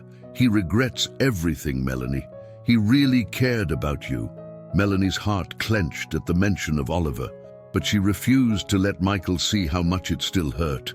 "I don't care what Oliver regrets," she said, her voice firm. "It's too late for apologies. You both played with my life, and I've had to spend months picking up the pieces." Michael's expression softened slightly, and for a moment, he looked almost remorseful. "I get that, and I don't expect you to forgive us, but I wanted you to know that Oliver hasn't been the same since you left. He's changed." "Good for him," Melanie said bitterly. "I hope he finds whatever he's looking for. But I'm done with both of you." Michael nodded, sensing that the conversation was over. "Fair enough. I just thought you should know." Without another word, Melanie turned and walked away, Sarah by her side. Her heart was pounding, but as she put distance between herself and Michael, she felt a strange sense of relief. She had faced one of the people who had hurt her, and she hadn't crumbled. She had stood her ground. As they left the market, Sarah looked over at her. "You okay?" Melanie nodded. "Yeah, I think I am." The encounter with Michael had stirred up old emotions, but it had also given Melanie a sense of closure she hadn't realized she needed. Seeing him again had reminded her of how far she had come, how much stronger she was now than she had been when the bet had first come to light. She had faced her demons, and she had walked away. That night, as Melanie sat in her apartment, reflecting on the day's events, she realized that she was finally ready to move forward, truly move forward. The past would always be a part of her, but it no longer defined her. She had survived the storm, and now she was ready to embrace the calm that followed. For the first time in months, Melanie felt a sense of peace settle over her. She didn't know what the future held, but she knew that whatever came next, she would face it with the strength she had found within herself. A week had passed since Melanie's run-in with Michael at the farmer's market. The encounter had shaken her more than she was willing to admit. Though she had walked away from it feeling empowered, the conversation with Michael had stirred up feelings she thought she had buried. The fact that Oliver had been struggling, that he regretted what he'd done, lingered in her mind. She didn't want to care about how he felt. She had told herself that she was over it, that she had moved on, but the truth was more complicated. Melanie had spent so long trying to forget about Oliver, to focus on her own healing and her own growth. But part of healing, she realized, wasn't just about moving forward. It was about confronting the past in a way that brought true closure, and she wasn't sure if she had done that yet. There was a part of her that still held on to the hurt, the betrayal, and maybe even the love she once had for him. One rainy evening, Melanie was sitting in her apartment, curled up on the couch with a cup of tea and a book. The soft patter of rain against the window was comforting, and for a while, she lost herself in the story she was reading. But her peaceful moment was interrupted by a soft knock on the door. Melanie frowned, not expecting anyone. Sarah had already texted earlier to say she wouldn't be able to meet up tonight, and she wasn't expecting any deliveries. She set her book aside and stood up, her heart skipping a beat as a sudden, inexplicable sense of foreboding settled over her. When she opened the door, her breath caught in her throat. Standing there, drenched from the rain, was Oliver. For a moment, neither of them spoke. Melanie's heart raced, a whirlwind of emotions swirling through her as she took in the sight of him. He looked different, tired, worn down, as if the weight of the past months had taken a toll on him. His hair was wet, droplets of rain sliding down his face, but his eyes, those same blue eyes she had once been so captivated by, held a vulnerability she had never seen before. "Melanie," Oliver said, his voice low and hesitant, "I'm sorry for showing up like this, but I needed to see you." Melanie's mind raced, her emotions a chaotic mix of anger, sadness, and something she didn't want to acknowledge, relief. She had told herself she never wanted to see him again, but now that he was standing in front of her, a part of her couldn't deny the unresolved feelings that still lingered. "What are you doing here, Oliver?" she asked, her voice steadier than she felt. Oliver hesitated, his eyes searching hers, as if trying to gauge whether he should say what he came to say. "I know I'm the last person you want to see, and I wouldn't blame you if you slammed the door in my face. But I need to talk to you. I need to apologize, properly." Melanie's heart clenched. She had heard his apologies before, but those moments had been full of raw emotion, with neither of them thinking clearly. Now, though, he seemed different, more composed, more sincere, and against her better judgment, she found herself stepping aside, allowing him to enter. Oliver walked in slowly, his eyes scanning the apartment as if he were seeing it for the first time. It was the same space where they had spent so many evenings together, cooking, laughing, sharing stories about their day.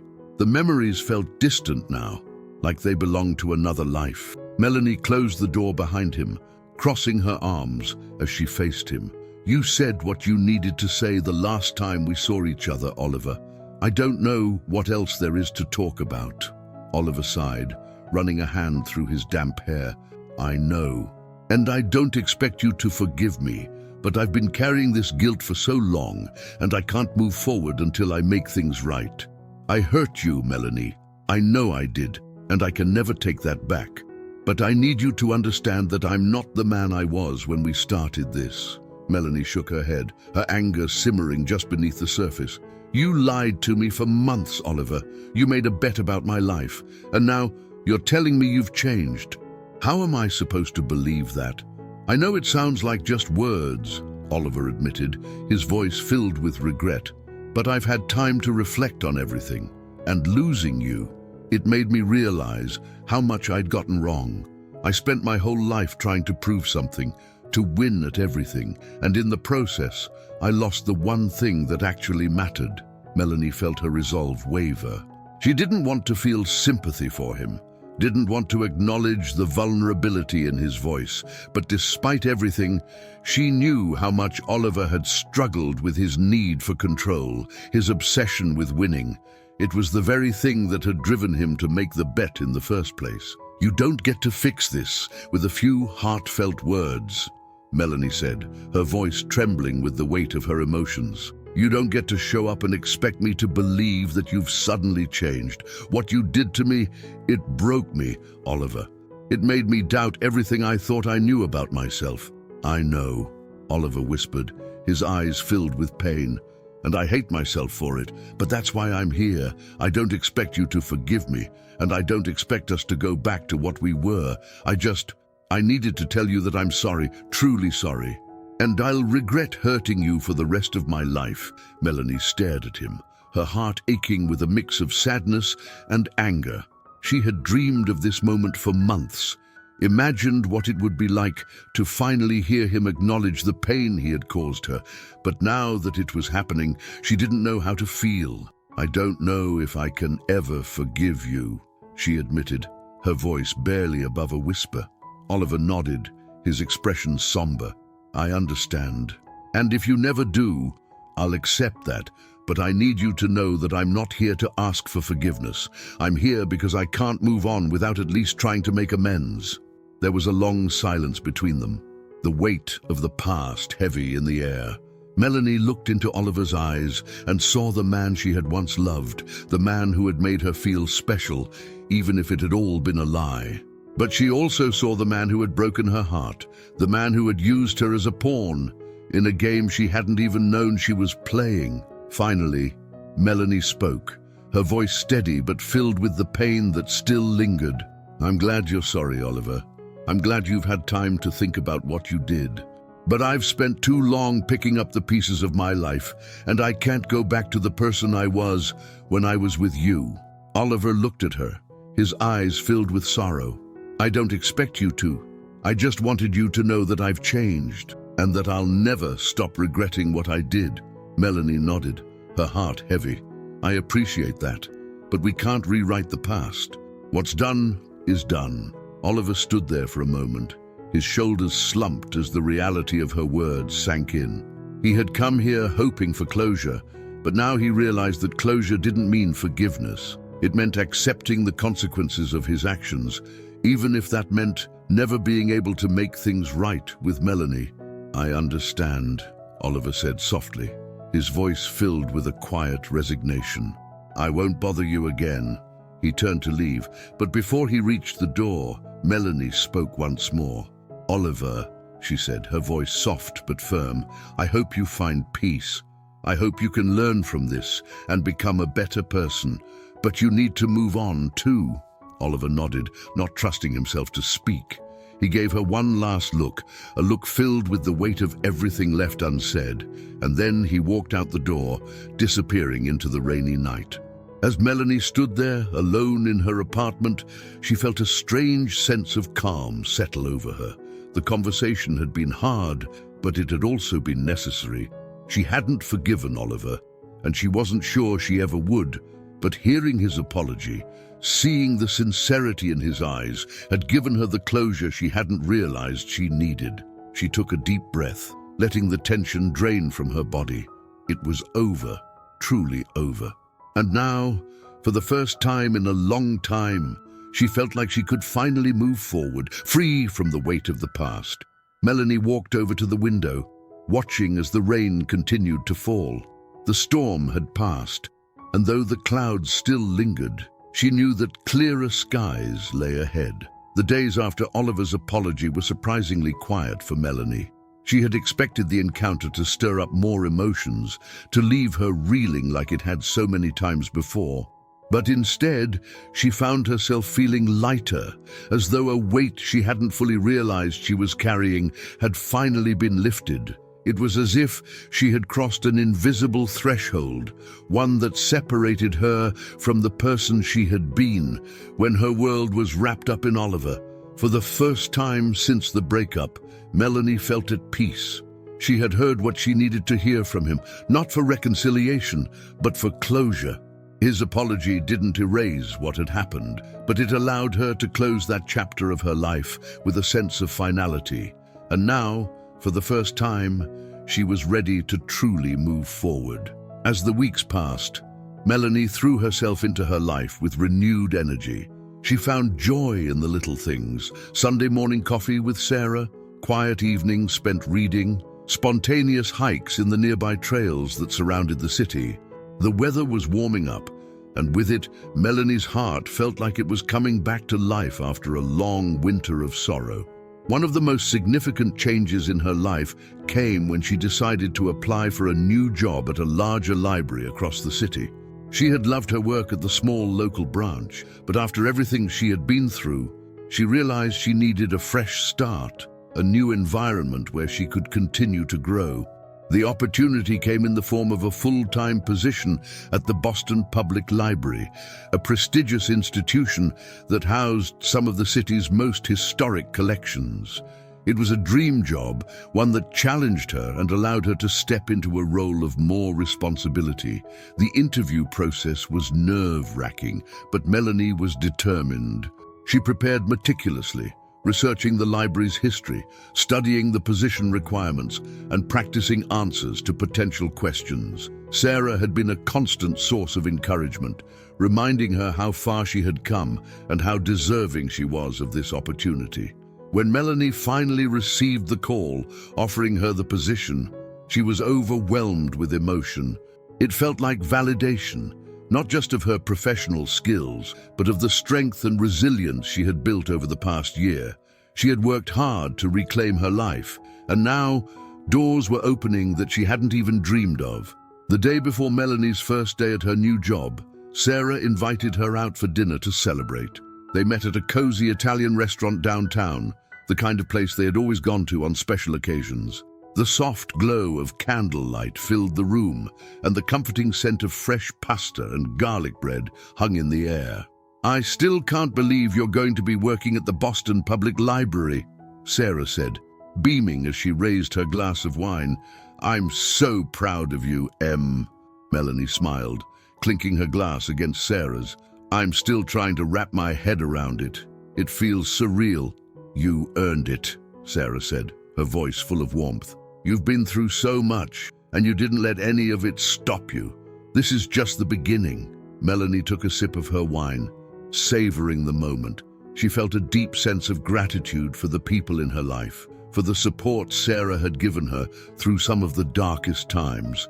"I couldn't have done it without you," she said sincerely. "You've been my rock through all of this." "That's what friends are for," Sarah said with a wink. "But seriously, you've been so strong. I know it wasn't easy, but you came out the other side. And now, look at you, you're thriving." Melanie's heart swelled with pride, but there was also a quiet understanding that the journey wasn't over. Healing wasn't a straight line. There would still be days when the past crept up on her, when the scars of what had happened with Oliver would remind her of how far she had come. But now, those scars felt more like symbols of her strength rather than reminders of her pain. As they finished dinner and walked through the bustling streets of downtown Boston, Melanie felt a renewed sense of excitement for the future. She was ready for this new chapter, for the challenges and opportunities it would bring. The next day, Melanie arrived at the Boston Public Library for her first day of work. The grand entrance of the library loomed before her, its historic facade a testament to the rich cultural history it housed within. As she stepped inside, she was greeted by the familiar scent of old books and polished wood, the quiet hum of people moving through the hall, and the soft rustle of pages turning. Melanie was introduced to her new colleagues and given a tour of the library's vast collections, which ranged from rare manuscripts to modern archives. It was a place filled with knowledge, history, and stories, everything that Melanie had always loved. But more than that, it was a fresh start, a chance to build something new for herself. Her first few weeks were filled with excitement and challenge as she adjusted to her new role. The work was demanding, but it was also deeply rewarding. She felt a sense of fulfillment that she hadn't experienced in a long time, a sense that she was exactly where she was meant to be. As Melanie's life continued to flourish, Oliver's life took a different turn. After their final conversation, he had tried to move on, but the weight of his past mistakes still hung over him like a dark cloud. He threw himself into his work, but even his career, once the most important thing in his life, no longer brought him the satisfaction it used to. One afternoon, Oliver received an unexpected visit from Michael. The two hadn't spoken much since the fallout with Melanie, and Oliver had distanced himself from the people who had once been his closest friends. He had grown tired of the superficiality, the constant need to prove himself, and the games they had all played. When Michael showed up at his office, Oliver was surprised but not entirely unwelcome. He had been thinking a lot about his life, about the choices he had made, and maybe it was time to confront some of the things he had been avoiding. "Hey," Michael said, stepping into the office with a hesitant smile. "It's been a while." "Yeah, it has," Oliver replied, standing up from his desk. "What brings you here?" Michael shrugged, looking unusually serious. "I've been thinking a lot about everything that happened.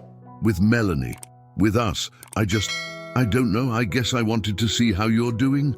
Oliver sighed, running a hand through his hair. "I'm doing okay, trying to anyway." Michael nodded, his expression thoughtful. "I've been doing some reflecting too. I know I played a big part in everything that went down with Melanie. I pushed you into that bet, and it messed up more than I realized at the time." Oliver looked at him, surprised by the honesty in his voice. Michael had always been the one to brush things off, to move on without looking back. Hearing him take responsibility was unexpected. "I made the choice to go along with it," Oliver said quietly. "It wasn't just you. I could have said no." "Yeah, but I still pushed it," Michael admitted, "and I'm sorry for that. I guess I just wanted to tell you that I don't want to be the kind of person who ruins people's lives for fun." Oliver nodded, appreciating the sentiment. "Thanks, Michael. I've been thinking a lot about what kind of person I want to be too." The conversation was brief, but it was enough. Enough for Oliver to realize that he wasn't alone in trying to figure out how to move forward, how to rebuild after everything had fallen apart. And while it didn't erase the mistakes they had made, it felt like a small step towards something better. As the days turned into weeks, Melanie continued to thrive in her new job, her life unfolding in ways she hadn't expected. The pain of the past still lingered at times, but it no longer defined her. She had found peace in herself, in her friendships, and in the work that brought her joy. And as the future stretched out before her, Melanie knew that she was ready for whatever came next.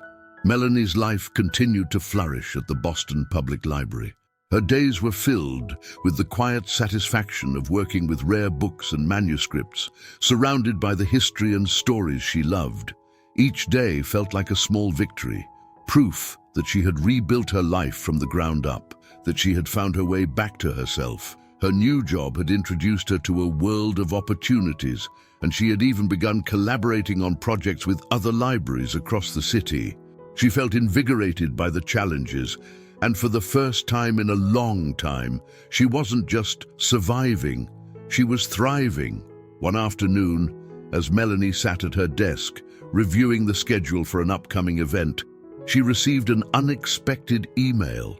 It was from an old colleague at her previous library, someone she hadn't kept in touch with since starting her new job. The message was short but intriguing. "Hey Melanie, hope you're doing well. I'm writing because I thought you'd be interested to know that we're hosting an exhibition on rare historical documents next month. The event will bring together some major figures in the library world, including a few you may remember. If you're available, it would be great to catch up." Melanie smiled as she read the email. The exhibition sounded like a perfect opportunity to reconnect with old colleagues and explore some of the rare documents she had always been fascinated by. Plus, it felt like a chance to close yet another chapter of her life, the one tied to the people and places she had left behind when she moved on from the local library. The following month, Melanie arrived at the exhibition. The event was being held in a beautiful historic building downtown, one she hadn't been to in years. The moment she stepped inside, she was struck by the grand architecture, the high ceilings, and the intricate woodwork that adorned the walls. The place was filled with people, librarians, scholars, historians, all gathered to admire the rare pieces on display.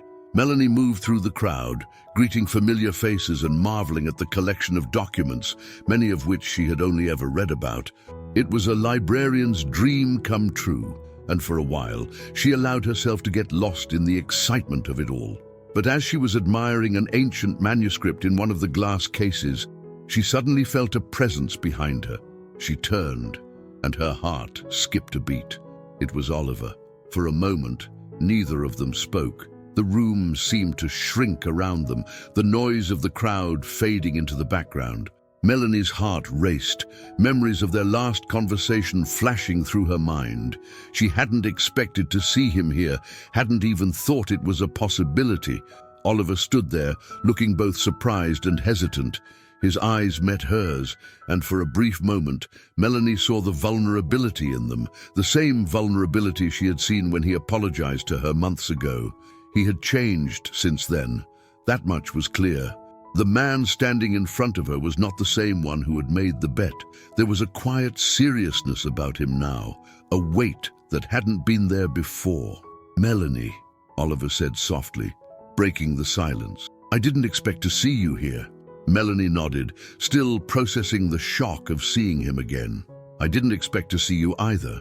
For a moment, they simply stood there, the air between them thick with unspoken words.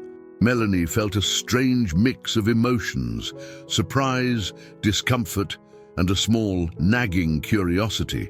She had moved on from Oliver, or at least she thought she had. But seeing him now, in this setting, brought everything rushing back. "I'm here for work," Oliver explained, glancing around the room. "I've been consulting on a few historical projects. I didn't realize you were still involved in events like this." "I started a new job at the Boston Public Library," Melanie replied, her voice steady. "I've been working on a few projects there." Oliver smiled slightly, nodding as if impressed. "That's amazing, Melanie. I always knew you'd go far." Melanie felt a pang of irritation at his words, though she wasn't sure why.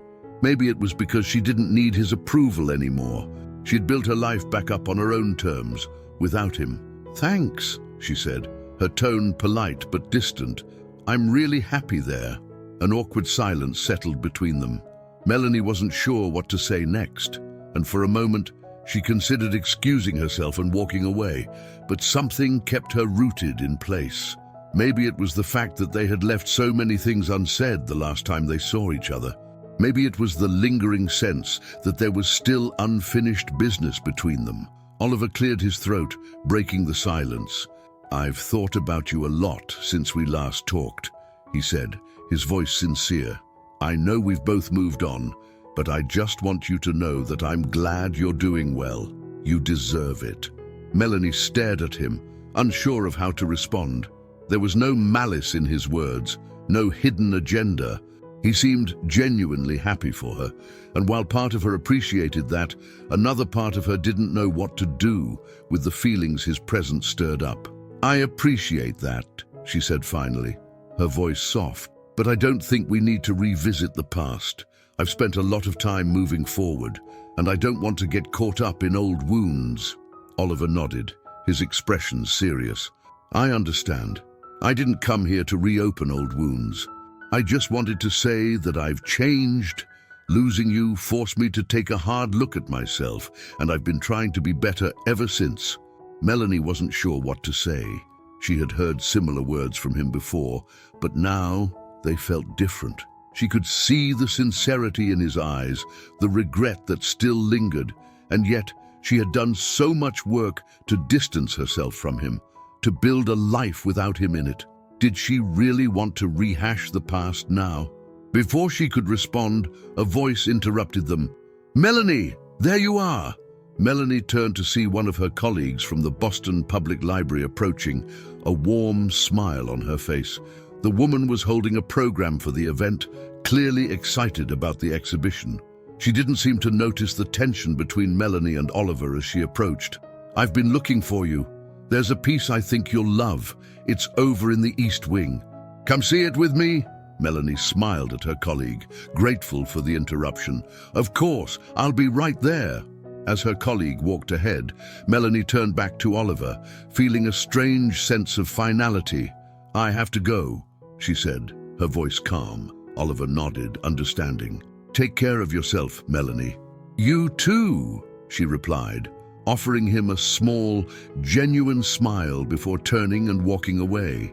As she made her way across the exhibition hall, Melanie felt a sense of closure she hadn't expected. Seeing Oliver again had stirred up old emotions, but it had also reminded her of how far she had come. She wasn't the same person she had been when they were together. She had grown stronger, more confident, and she no longer needed his approval or anyone else's to feel whole. Later that evening, as Melanie walked home from the exhibition, she reflected on the day's events. She had confronted a part of her past that she had tried to forget, and in doing so, she had realized something important. She was no longer defined by her relationship with Oliver. She was her own person, with her own life, her own dreams, and her own future. It was a freeing realization, one that filled her with a quiet sense of peace. She had spent so much time rebuilding herself after the breakup, and now she could finally say that she was truly whole. The future stretched out before her, full of possibilities, and for the first time in a long time, Melanie felt ready to embrace whatever came next. The unexpected reunion with Oliver at the exhibition lingered in Melanie's mind, but unlike before, it didn't bring her pain. Instead, it gave her a sense of closure she hadn't realized she still needed. Oliver had apologized, again showing the remorse she knew was real. But what mattered more was her response. She had walked away, not out of bitterness or anger, but with a quiet confidence that had been absent for so long. It was clear now, she didn't need Oliver or anyone else to define her self-worth. She was free from the weight of her past and the burden of old wounds, and for the first time, she could see her future stretching out before her, open, full of possibilities, and most importantly, hers alone. Weeks passed, and Melanie continued to settle into her life at the Boston Public Library. The work was demanding, but she thrived in the environment, gaining the respect of her colleagues and even being considered for a leadership role on a major project. She threw herself into her career with the same determination she had put into rebuilding her life. One afternoon, while working on a new archival project, Melanie received an email from an old professor at her alma mater. The subject line read, "Exciting opportunity, let's talk." Her curiosity piqued. She opened the message. "Hi Melanie, I hope this email finds you well. I've been following your career since you left the university, and I'm thrilled to see how far you've come. I'm reaching out because we have a unique opportunity here at the university, an opening for a guest lecturer in our library science program. I thought of you immediately.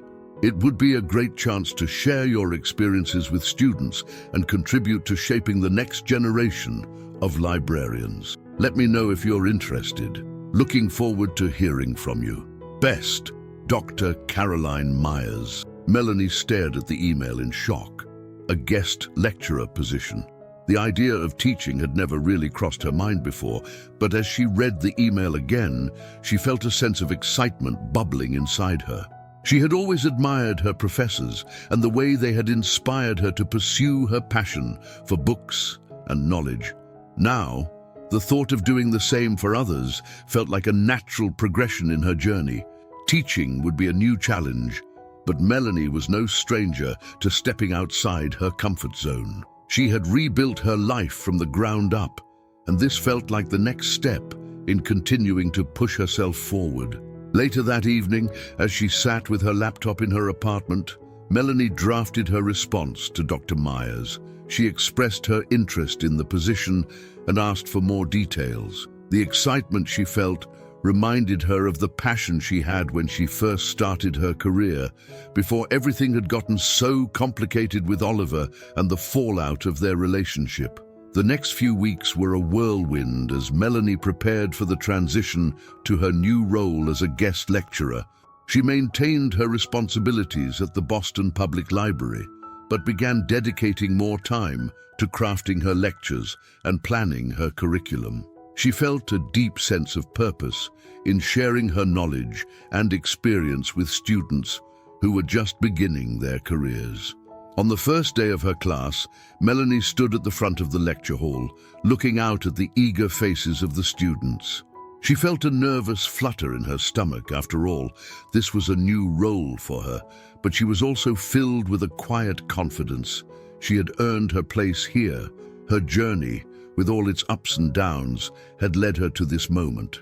As she began her lecture, Melanie found herself falling into a rhythm.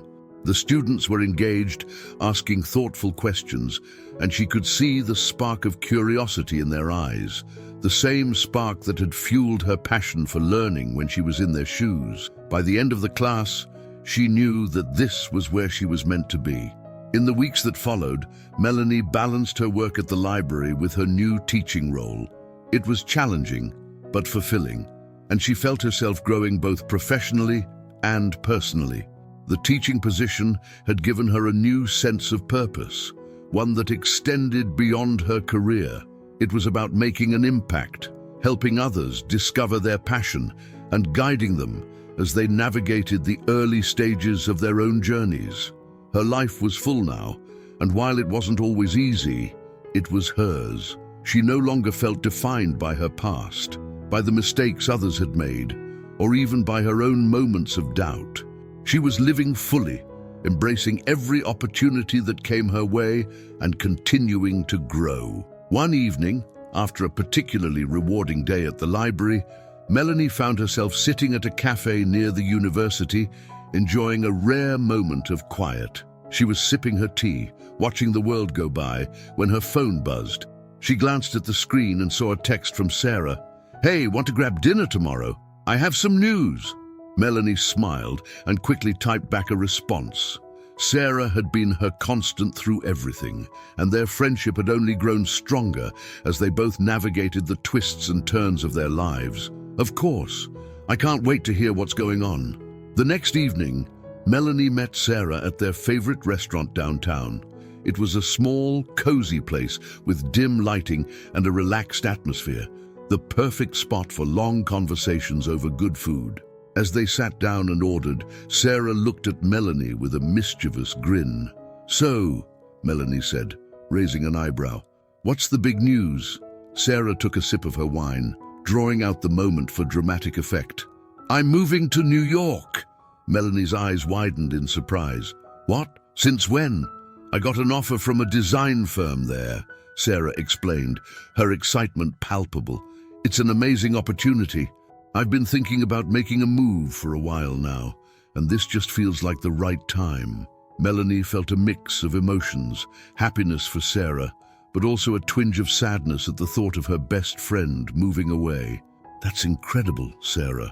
I'm so proud of you, but I'm going to miss you like crazy." "I'll miss you too," Sarah said, her expression softening. "But it's only a few hours away. You'll come visit me all the time, right?" "Of course," Melanie said with a smile. "You won't be able to get rid of me." They spent the rest of the evening talking about Sarah's plans for the move, her excitement about the new job, and the possibilities that awaited her in New York. Melanie was genuinely happy for her friend, even if the thought of Sarah being farther away made her heart ache a little. But she knew this was the right move for Sarah, just as her own choices had been right for her. As Sarah prepared to leave for New York, Melanie found herself reflecting on how much their lives had changed since the days when they had been inseparable, leaning on each other through every heartbreak and triumph. They had both grown in ways neither of them could have predicted, and though their paths were leading them in different directions, their bond remained unshakable. Sarah's move also marked a new chapter in Melanie's life, one where she would continue to build on the foundation she had created, without the safety net of her best friend being just around the corner.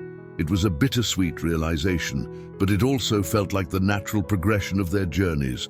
They were both stepping into the future with all its uncertainty and potential, The weeks after Sarah's move were filled with adjustment, but Melanie stayed busy with her work at the library and her teaching. She had found a balance in her life, one that allowed her to pursue her passions while also nurturing the relationships that mattered most to her. One evening, as she sat at her desk grading papers from her students, Melanie felt a sense of peace wash over her. This was her life now, full, vibrant, and entirely her own. She didn't know what the future held, but she was ready for whatever came next.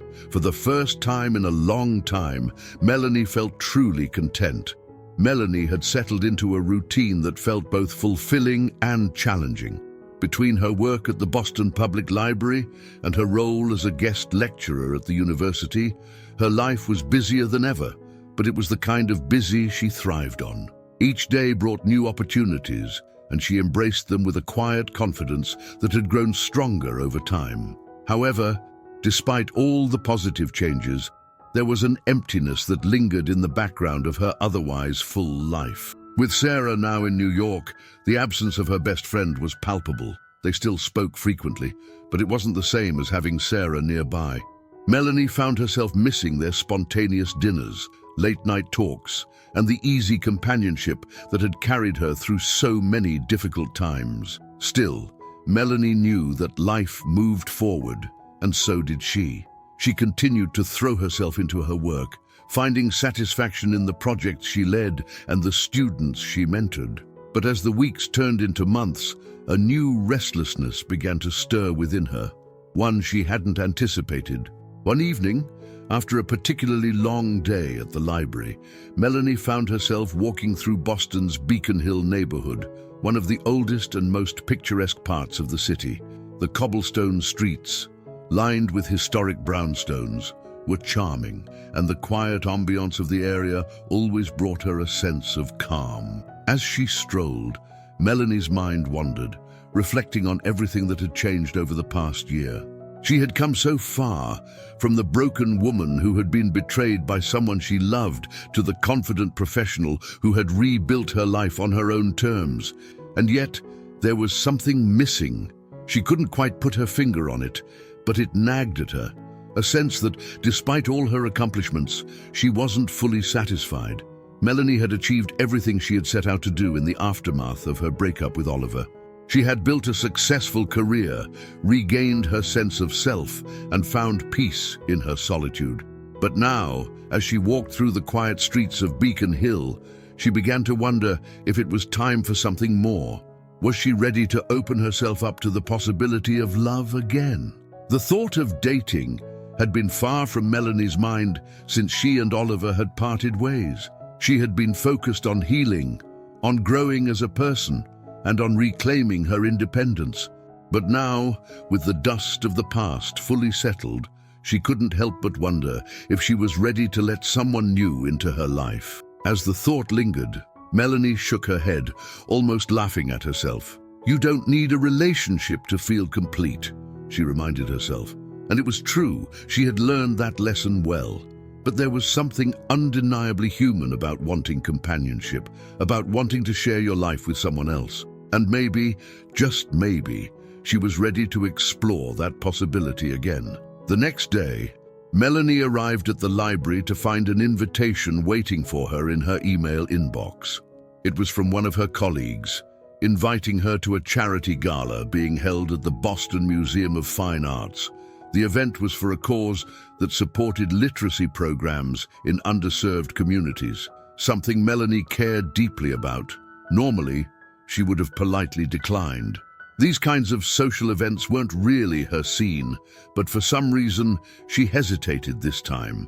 Maybe it was the lingering sense of restlessness she had been feeling, or maybe it was the realization that she had been keeping herself isolated for too long. Either way, Melanie found herself typing out an RSVP before she could talk herself out of it. The night of the gala arrived, and Melanie felt a mix of excitement and nerves as she dressed for the evening. She had chosen a simple yet elegant navy blue dress, one that hugged her figure in all the right places without being too flashy. As she applied a touch of makeup and slipped on her heels, she glanced at herself in the mirror and felt a surge of confidence. It had been a long time since she had attended a formal event like this, and though the thought of mingling with strangers made her a little anxious, she reminded herself that she was more than capable of handling it. The gala was being held in one of the museum's grand ballrooms, and as Melanie stepped inside, she was immediately struck by the beauty of the space. The room was filled with soft, golden light, and the walls were adorned with stunning works of art. The air buzzed with the sound of conversation and laughter, and waiters moved gracefully through the crowd, offering champagne and hors d'oeuvres. Melanie accepted a glass of champagne and began to make her way through the room, exchanging polite greetings with people she recognized from the library and the university. As she mingled, she couldn't help but feel a sense of pride in herself. This was the kind of event she had once felt out of place in, but now she carried herself with a quiet assurance that came from knowing her own worth. As the evening progressed, Melanie found herself standing near one of the art displays, admiring a painting when a voice behind her interrupted her thoughts. "I didn't expect to see you here." Melanie turned, her heart skipping a beat as she came face to face with a man she hadn't seen in years, James Parker. He was an old friend from college, someone she had lost touch with after they both went their separate ways. He had been one of the few men in her life who had ever made her feel truly seen, but their friendship had always remained just that, a friendship. Seeing him now, after so many years, was both surprising and strangely comforting. "James," Melanie said, smiling as she extended her hand, "it's been so long." "It has," James replied, his smile warm as he took her hand. "You look amazing, by the way.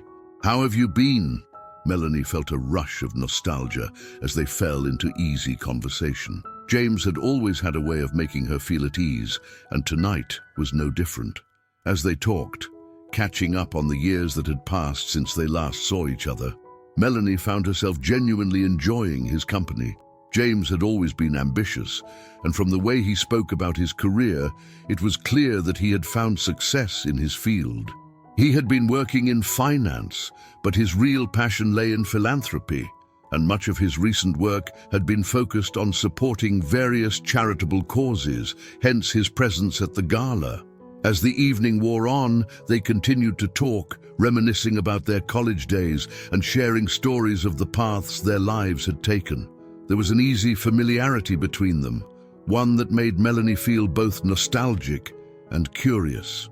She had always wondered what might have happened if things had been different between them back in college, but they had gone their separate ways, and she hadn't thought much of it since. Now, as they stood together in the dimly lit ballroom, Melanie couldn't help but wonder if this was fate's way of bringing them back together. Later that night, after the gala had ended and Melanie was back at her apartment, she found herself thinking about James. Their conversation had felt natural, effortless, and for the first time in a long time, Melanie felt the stirrings of something more than friendship. She wasn't sure what it was, whether it was nostalgia or the lingering attraction she had once felt for him, but the idea of reconnecting with James intrigued her. Still, Melanie was cautious. She had spent so much time healing from her past relationship that the thought of opening her heart to someone new made her hesitant. But at the same time, she knew that life was about taking risks, about allowing herself to be vulnerable again. The following week, James reached out to her, suggesting they meet for coffee and continue their conversation. Melanie agreed, feeling both excited and nervous about what the future might hold. As she sat in a cozy cafe waiting for him, she realized that this was the beginning of something new. She didn't know where it would lead, but for the first time in a long time, she felt ready to find out. The cafe was warm, with the scent of freshly brewed coffee filling the air as Melanie sat at a small table near the window, waiting for James. She felt a nervous excitement she hadn't experienced in years. The unexpected reunion at the gala had left her feeling both nostalgic and curious, and now, as she prepared to meet James again, she wondered what this next chapter of her life would hold. She had spent so much time focusing on her career, her healing and rebuilding her life after Oliver, that the thought of opening herself up to someone new felt daunting. But something about reconnecting with James felt different. They had shared a deep friendship in college, and that sense of familiarity had made their conversation at the gala flow effortlessly. There was no pressure, no expectations, just two old friends catching up. And yet, Melanie couldn't deny the spark of attraction she had felt, the possibility of something more. The bell above the cafe door chimed, and Melanie looked up to see James walking in, his easy smile lighting up the room. He spotted her immediately and made his way over to the table, his presence as warm and comfortable as it had always been. "Hey," James said as he sat down, his smile genuine. "Thanks for meeting me." "Of course," Melanie replied, returning his smile. "It's good to see you again."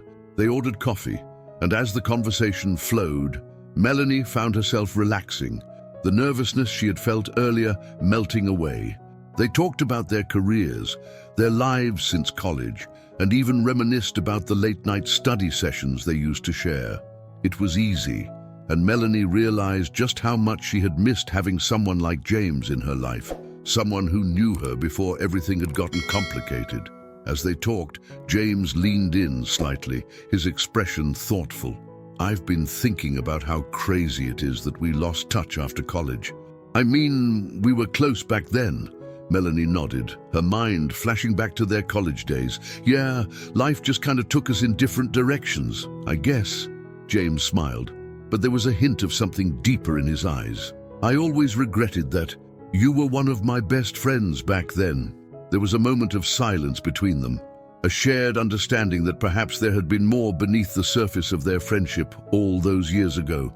Melanie had always felt a connection to James, but the timing had never been right for anything more. Now, sitting across from him, she wondered if things were different. "I missed you too," Melanie said softly, her eyes meeting his. James smiled again, and this time it reached his eyes. "I'm glad we're reconnecting. It feels right." Melanie couldn't help but agree. There was a sense of comfort in being around James, but also a sense of excitement, like the beginning of something new and unexpected. As they continued to talk, Melanie found herself opening up in ways she hadn't in a long time. She told him about her career at the Boston Public Library, about her role as a guest lecturer, and even about the challenges she had faced after her breakup with Oliver, though she kept the details vague. James listened intently, his gaze focused on her, and when she finished, he nodded thoughtfully. "You've been through a lot, Melanie. I'm really impressed by how you've handled everything." "Thanks," she said, feeling a mix of gratitude and relief. It felt good to talk about her life with someone who genuinely seemed to care. As their conversation continued, Melanie felt something shift. It wasn't just the easy comfort of reconnecting with an old friend. It was the possibility of something deeper. She could feel the attraction growing between them, but it was different from anything she had experienced in the past. There was no rush, no pressure, just a slow, steady build of something that felt real. Over the next few weeks, Melanie and James continued to see each other. They met for coffee, went on long walks around the city, and even attended a few events together. Each time they spent together, Melanie found herself drawn to him more and more. But she was also cautious. She had learned the hard way that rushing into something, especially after heartbreak, wasn't wise. She wanted to take her time, to let things unfold naturally. One evening, after a long day at the library, Melanie found herself sitting in her apartment, thinking about everything that had happened over the past few months. She had come so far in her journey of healing, and now, for the first time in a long time, she felt ready to let someone in again. James had been patient, kind, and understanding. He wasn't rushing her, and that was exactly what she needed. But even as she considered the possibility of a relationship with James, there was a part of her that still hesitated. Trust was something she had rebuilt slowly, piece by piece, after it had been shattered by Oliver's betrayal. And while James was nothing like Oliver, Melanie couldn't shake the fear of opening herself up to the possibility of being hurt again. She knew she needed to be honest with herself and with James about her fears. It wasn't fair to keep moving forward without addressing the things that still weighed on her heart. The next time they met for coffee, Melanie decided to bring it up. They were sitting outside at a cafe near the river, the late afternoon sun casting a golden glow over the water. It was a beautiful day, and the easy conversation between them flowed as naturally as ever. But Melanie knew she needed to say what was on her mind. "James," she began, her voice steady but thoughtful, "I've really enjoyed spending time with you these past few weeks. It's been nice reconnecting." James smiled, sensing that there was more she wanted to say. "I've enjoyed it too, Melanie. It feels like we've picked up right where we left off, but also something more." Melanie nodded, taking a deep breath. "I feel the same way, but I also want to be honest with you. I've been through a lot in the past year, especially when it comes to relationships. I've spent so much time rebuilding myself after what happened with Oliver, and I guess I'm still figuring out how to trust again." James's expression softened, and he reached across the table to take her hand. "Melanie, I get it. I can't imagine what that was like for you, but I'm not here to rush you into anything. We can take this as slow as you need. I'm just happy we're reconnecting." His words were exactly what Melanie needed to hear. She smiled, feeling a weight lift off her shoulders. "Thank you. I appreciate that more than you know." James squeezed her hand gently. "We've got time. Let's just enjoy this and see where it goes." Melanie smiled, a sense of relief and excitement settling in her chest. For the first time in a long time, she felt like she could let her guard down, even if just a little. James was different. He understood her, respected her boundaries, and was willing to take things slow. And that was exactly what she needed right now. As the weeks passed, Melanie and James continued to grow closer.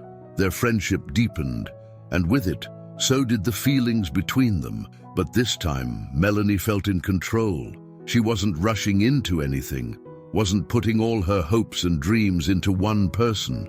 She was still focused on her career, her personal growth, and her friendships. But now she was also allowing herself to explore the possibility of love again. It wasn't a whirlwind romance. It was steady, slow, and filled with moments of genuine connection. And that, Melanie realized, was exactly the kind of relationship she wanted. One built on trust, understanding, and mutual respect. One evening, after a quiet dinner with James, they walked together along the river, the city lights twinkling in the distance. As they strolled side by side, Melanie felt a sense of peace she hadn't known in a long time. "I'm really glad we reconnected," James said softly, glancing over at her. "Me too," Melanie replied, her heart full. As they continued to walk, hand in hand, Melanie knew that whatever happened next, she was ready. She had rebuilt her life, piece by piece, and now she was opening herself up to the possibility of something new. And this time, she knew she could trust herself to handle whatever came her way. As the weeks turned into months, Melanie and James' relationship continued to blossom. It was a slow, steady rhythm that felt right to her. No rush, no pressure, just two people enjoying each other's company and allowing their connection to deepen naturally. Melanie had come a long way since her relationship with Oliver, and she was determined not to repeat the mistakes of the past. This time, she was careful, intentional, and above all, patient with herself and with James. James had proven to be everything Melanie needed: kind, understanding, and willing to take things slow. He was respectful of her boundaries and never pushed her to move faster than she was comfortable with. In many ways, he was the complete opposite of Oliver, and Melanie was grateful for that. One Saturday afternoon, Melanie and James decided to spend the day exploring the Boston Common, one of the city's oldest and most iconic parks.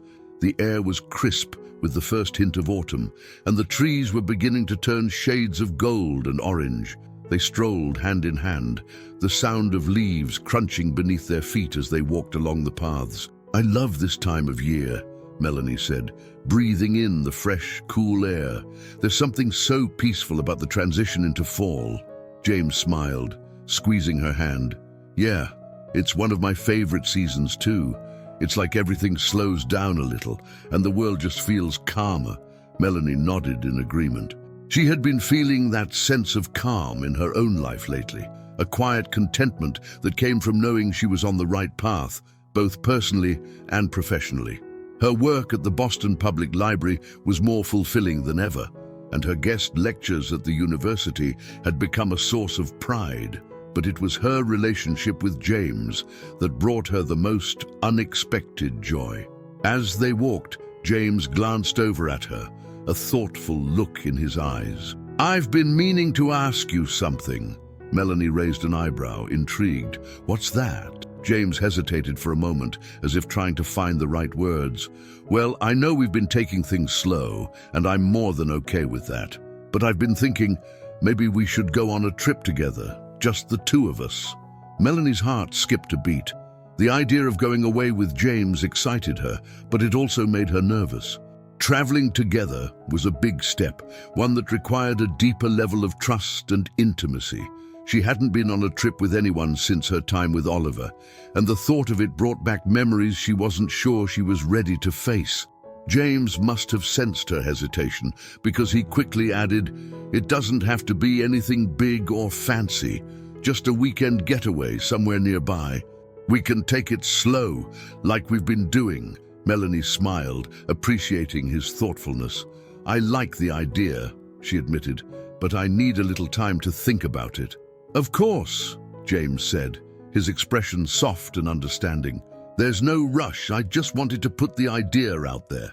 Melanie nodded, grateful for his patience. As they continued walking, she found herself lost in thought. She knew that James wasn't Oliver, and that this relationship was built on a foundation of trust and respect.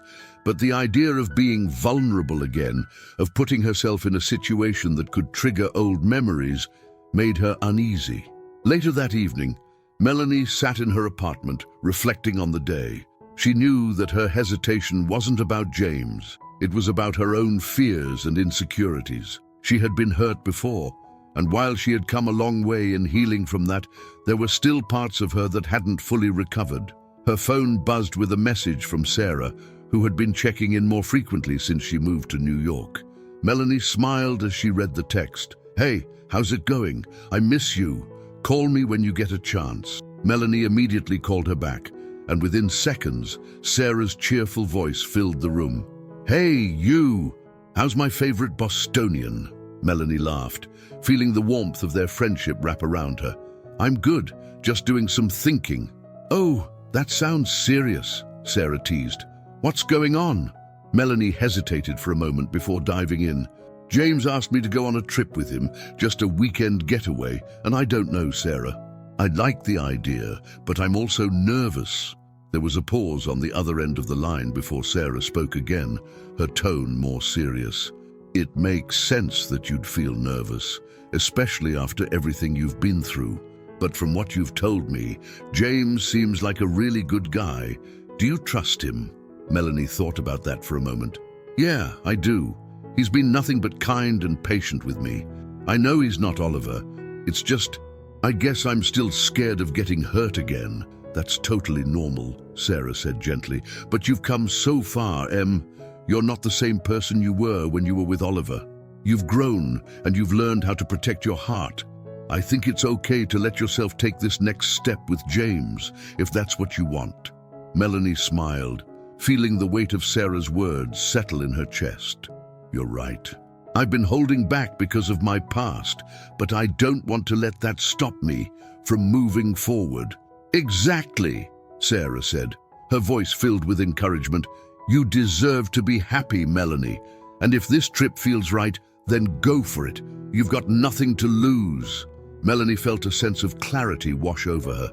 She had spent so much time protecting herself, building walls to keep her heart safe, but maybe it was time to start letting those walls down. James had shown her that he could be trusted, and she knew deep down that she wanted to take this next step with him. "Thanks, Sarah," Melanie said, her voice soft but filled with gratitude. "I think I'm going to do it." "You better, and I want all the details when you get back," Sarah said with a laugh. After they hung up, Melanie felt lighter, as if a decision had finally clicked into place. She was ready to trust again, not just James, but herself. She had done the work, healed the wounds, and now it was time to embrace the possibility of something new. The next morning, Melanie called James and told him she was in. "Let's do it," she said, her voice filled with a mix of excitement and nervousness. "I'd love to go on a trip with you." James's voice lit up with happiness. "That's great. I was thinking we could go to Cape Cod for the weekend. It's close by, and we can take it easy, no big plans, just relaxing and spending time together." Melanie smiled, feeling a sense of calm settle over her. "That sounds perfect." They spent the next few days planning the trip, choosing a small bed and breakfast near the beach where they could unwind and enjoy the peaceful surroundings. As the weekend approached, Melanie found herself looking forward to the getaway more and more. It wasn't just about the trip itself, it was about the step she was taking, the trust she was placing in James and in herself. When the weekend finally arrived, Melanie and James set off for Cape Cod. The drive was beautiful, the leaves beginning to change color as they wound their way along the coast. Melanie felt a sense of calm wash over her as they talked and laughed, the easy conversation between them making the hours fly by. When they arrived at the bed and breakfast, Melanie was struck by how peaceful it was. The small, charming inn sat nestled among trees, with a view of the ocean just beyond. The air smelled of salt and pine, and the sound of the waves in the distance created a serene backdrop. "This is perfect," Melanie said as they checked in and headed to their room. "I'm glad you think so," James replied, his smile warm and genuine. Over the next few days, Melanie and James spent their time exploring the small coastal town, walking along the beach and enjoying the quiet moments together. There were no grand gestures, no forced conversations, just the simple joy of being in each other's company. On their last night, as they sat by a fire on the beach, Melanie felt a sense of peace she hadn't known in a long time. She looked over at James, who was watching the flames, a content smile on his face, and realized how far she had come. She had taken a risk, trusted again, and in doing so, had opened herself up to the possibility of love once more. And while there were still uncertainties, still fears that lingered, Melanie knew she was ready to face them head-on, because this time, she was in control. The weekend in Cape Cod had been everything Melanie needed. It had been a chance to escape the bustle of her busy life in Boston, to relax, and more importantly, to spend uninterrupted time with James. They had laughed, explored, and shared deeper conversations than they had in the weeks before. For Melanie, it wasn't just a getaway, it was a turning point. It solidified her decision to trust James and to allow herself to feel vulnerable again. And for the first time in a long time, she felt at peace with the idea of opening her heart. As they drove back to Boston, Melanie sat in the passenger seat, watching the coastline slip away behind them. The waves crashed against the rocks, a rhythmic reminder that life kept moving forward, whether she was ready or not.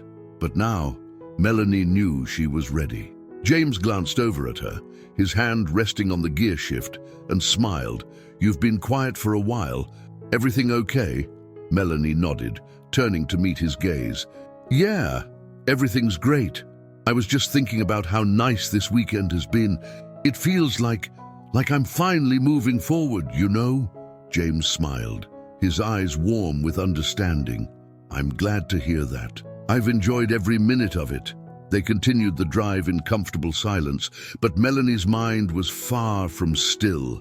She had come so far, faced so much, and now, as she neared the end of this chapter in her life, she realized how much she had grown. The woman she was now, sitting beside James in this moment, was a far cry from the woman she had been when her world had been shattered by Oliver. In the days that followed their return to Boston, Melanie threw herself back into her work at the library and the university. The routine was comforting, and she found joy in her projects and the students she mentored.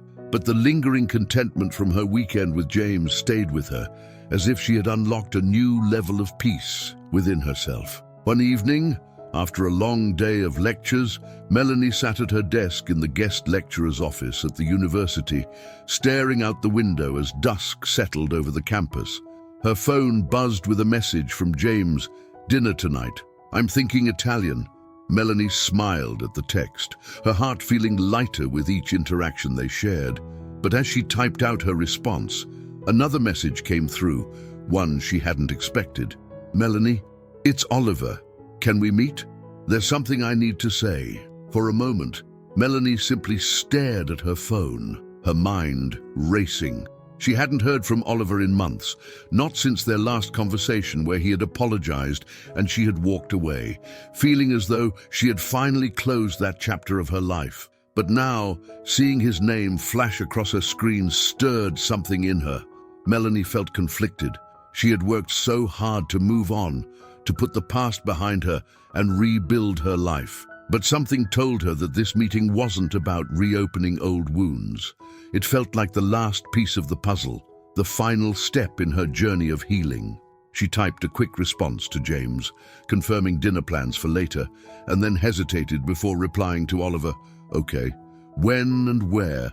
They met at a small cafe in the South End, one Melanie had never been to before. It was quiet, tucked away on a side street, the kind of place where you could talk without being overheard. When she arrived, Oliver was already sitting at a corner table, looking out the window. He seemed different, more subdued, less of the confident, almost cocky man she had once known. As Melanie approached the table, Oliver stood up, offering her a tentative smile. "Thanks for coming," he said softly. Melanie nodded, sitting down across from him. "I wasn't sure what to expect, but I figured, why not?" Oliver sat down as well, his hands clasped in front of him. For a moment, there was an awkward silence, the weight of their shared past hanging between them. But then Oliver took a deep breath and spoke. "I know we've already had this conversation," he began, his voice steady but tinged with emotion. "But I felt like I owed it to you and to myself to talk to you one last time. Not to apologize again, but to tell you what I've learned since we last spoke." Melanie listened, curious but guarded. She had no idea where this conversation was going, but something about Oliver's demeanor told her that this was different. "I've spent a lot of time thinking about everything that happened," Oliver continued, his eyes meeting hers, "and I realized that what I did to you wasn't just about the bet. It was about how I've lived my entire life, always trying to win, always trying to prove something. I hurt you because I didn't know how to be vulnerable. I didn't know how to just be with someone without it being a competition." Melanie remained silent, letting his words sink in. This was a side of Oliver she hadn't seen before, a man who was finally owning his flaws, who had clearly done some deep soul-searching. "I've been going to therapy," Oliver said after a moment, his voice softer now. "It's helped me realize that I've been chasing the wrong things for so long, and I know it's too late for us. But I wanted you to know that what happened between us changed me. It made me face things about myself that I'd been avoiding for years." Melanie felt a wave of emotion wash over her. She hadn't expected this, not from Oliver. But as she listened to him, she realized that this was the closure she had needed all along. Not just an apology, but an acknowledgement that what had happened had led both of them to grow, to change. "I appreciate you telling me this," Melanie said finally, her voice calm but sincere.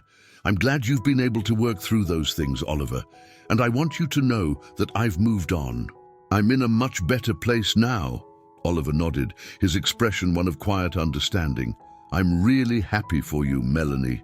You deserve all the good things in life." They sat in silence for a moment longer, the weight of their past lifting with each passing second. Melanie felt a sense of peace settle over her. This was truly the end of the story between them, and it was ending on her terms. As they stood to leave, Oliver offered her a small smile. "Take care of yourself, Melanie." "You too, Oliver," she replied, feeling nothing but gratitude for the journey they had both been on, separately, but connected by the lessons they had learned. That evening, as Melanie sat across from James at their favorite Italian restaurant, she felt lighter than she had in years. She hadn't told him about the meeting with Oliver yet, but she would.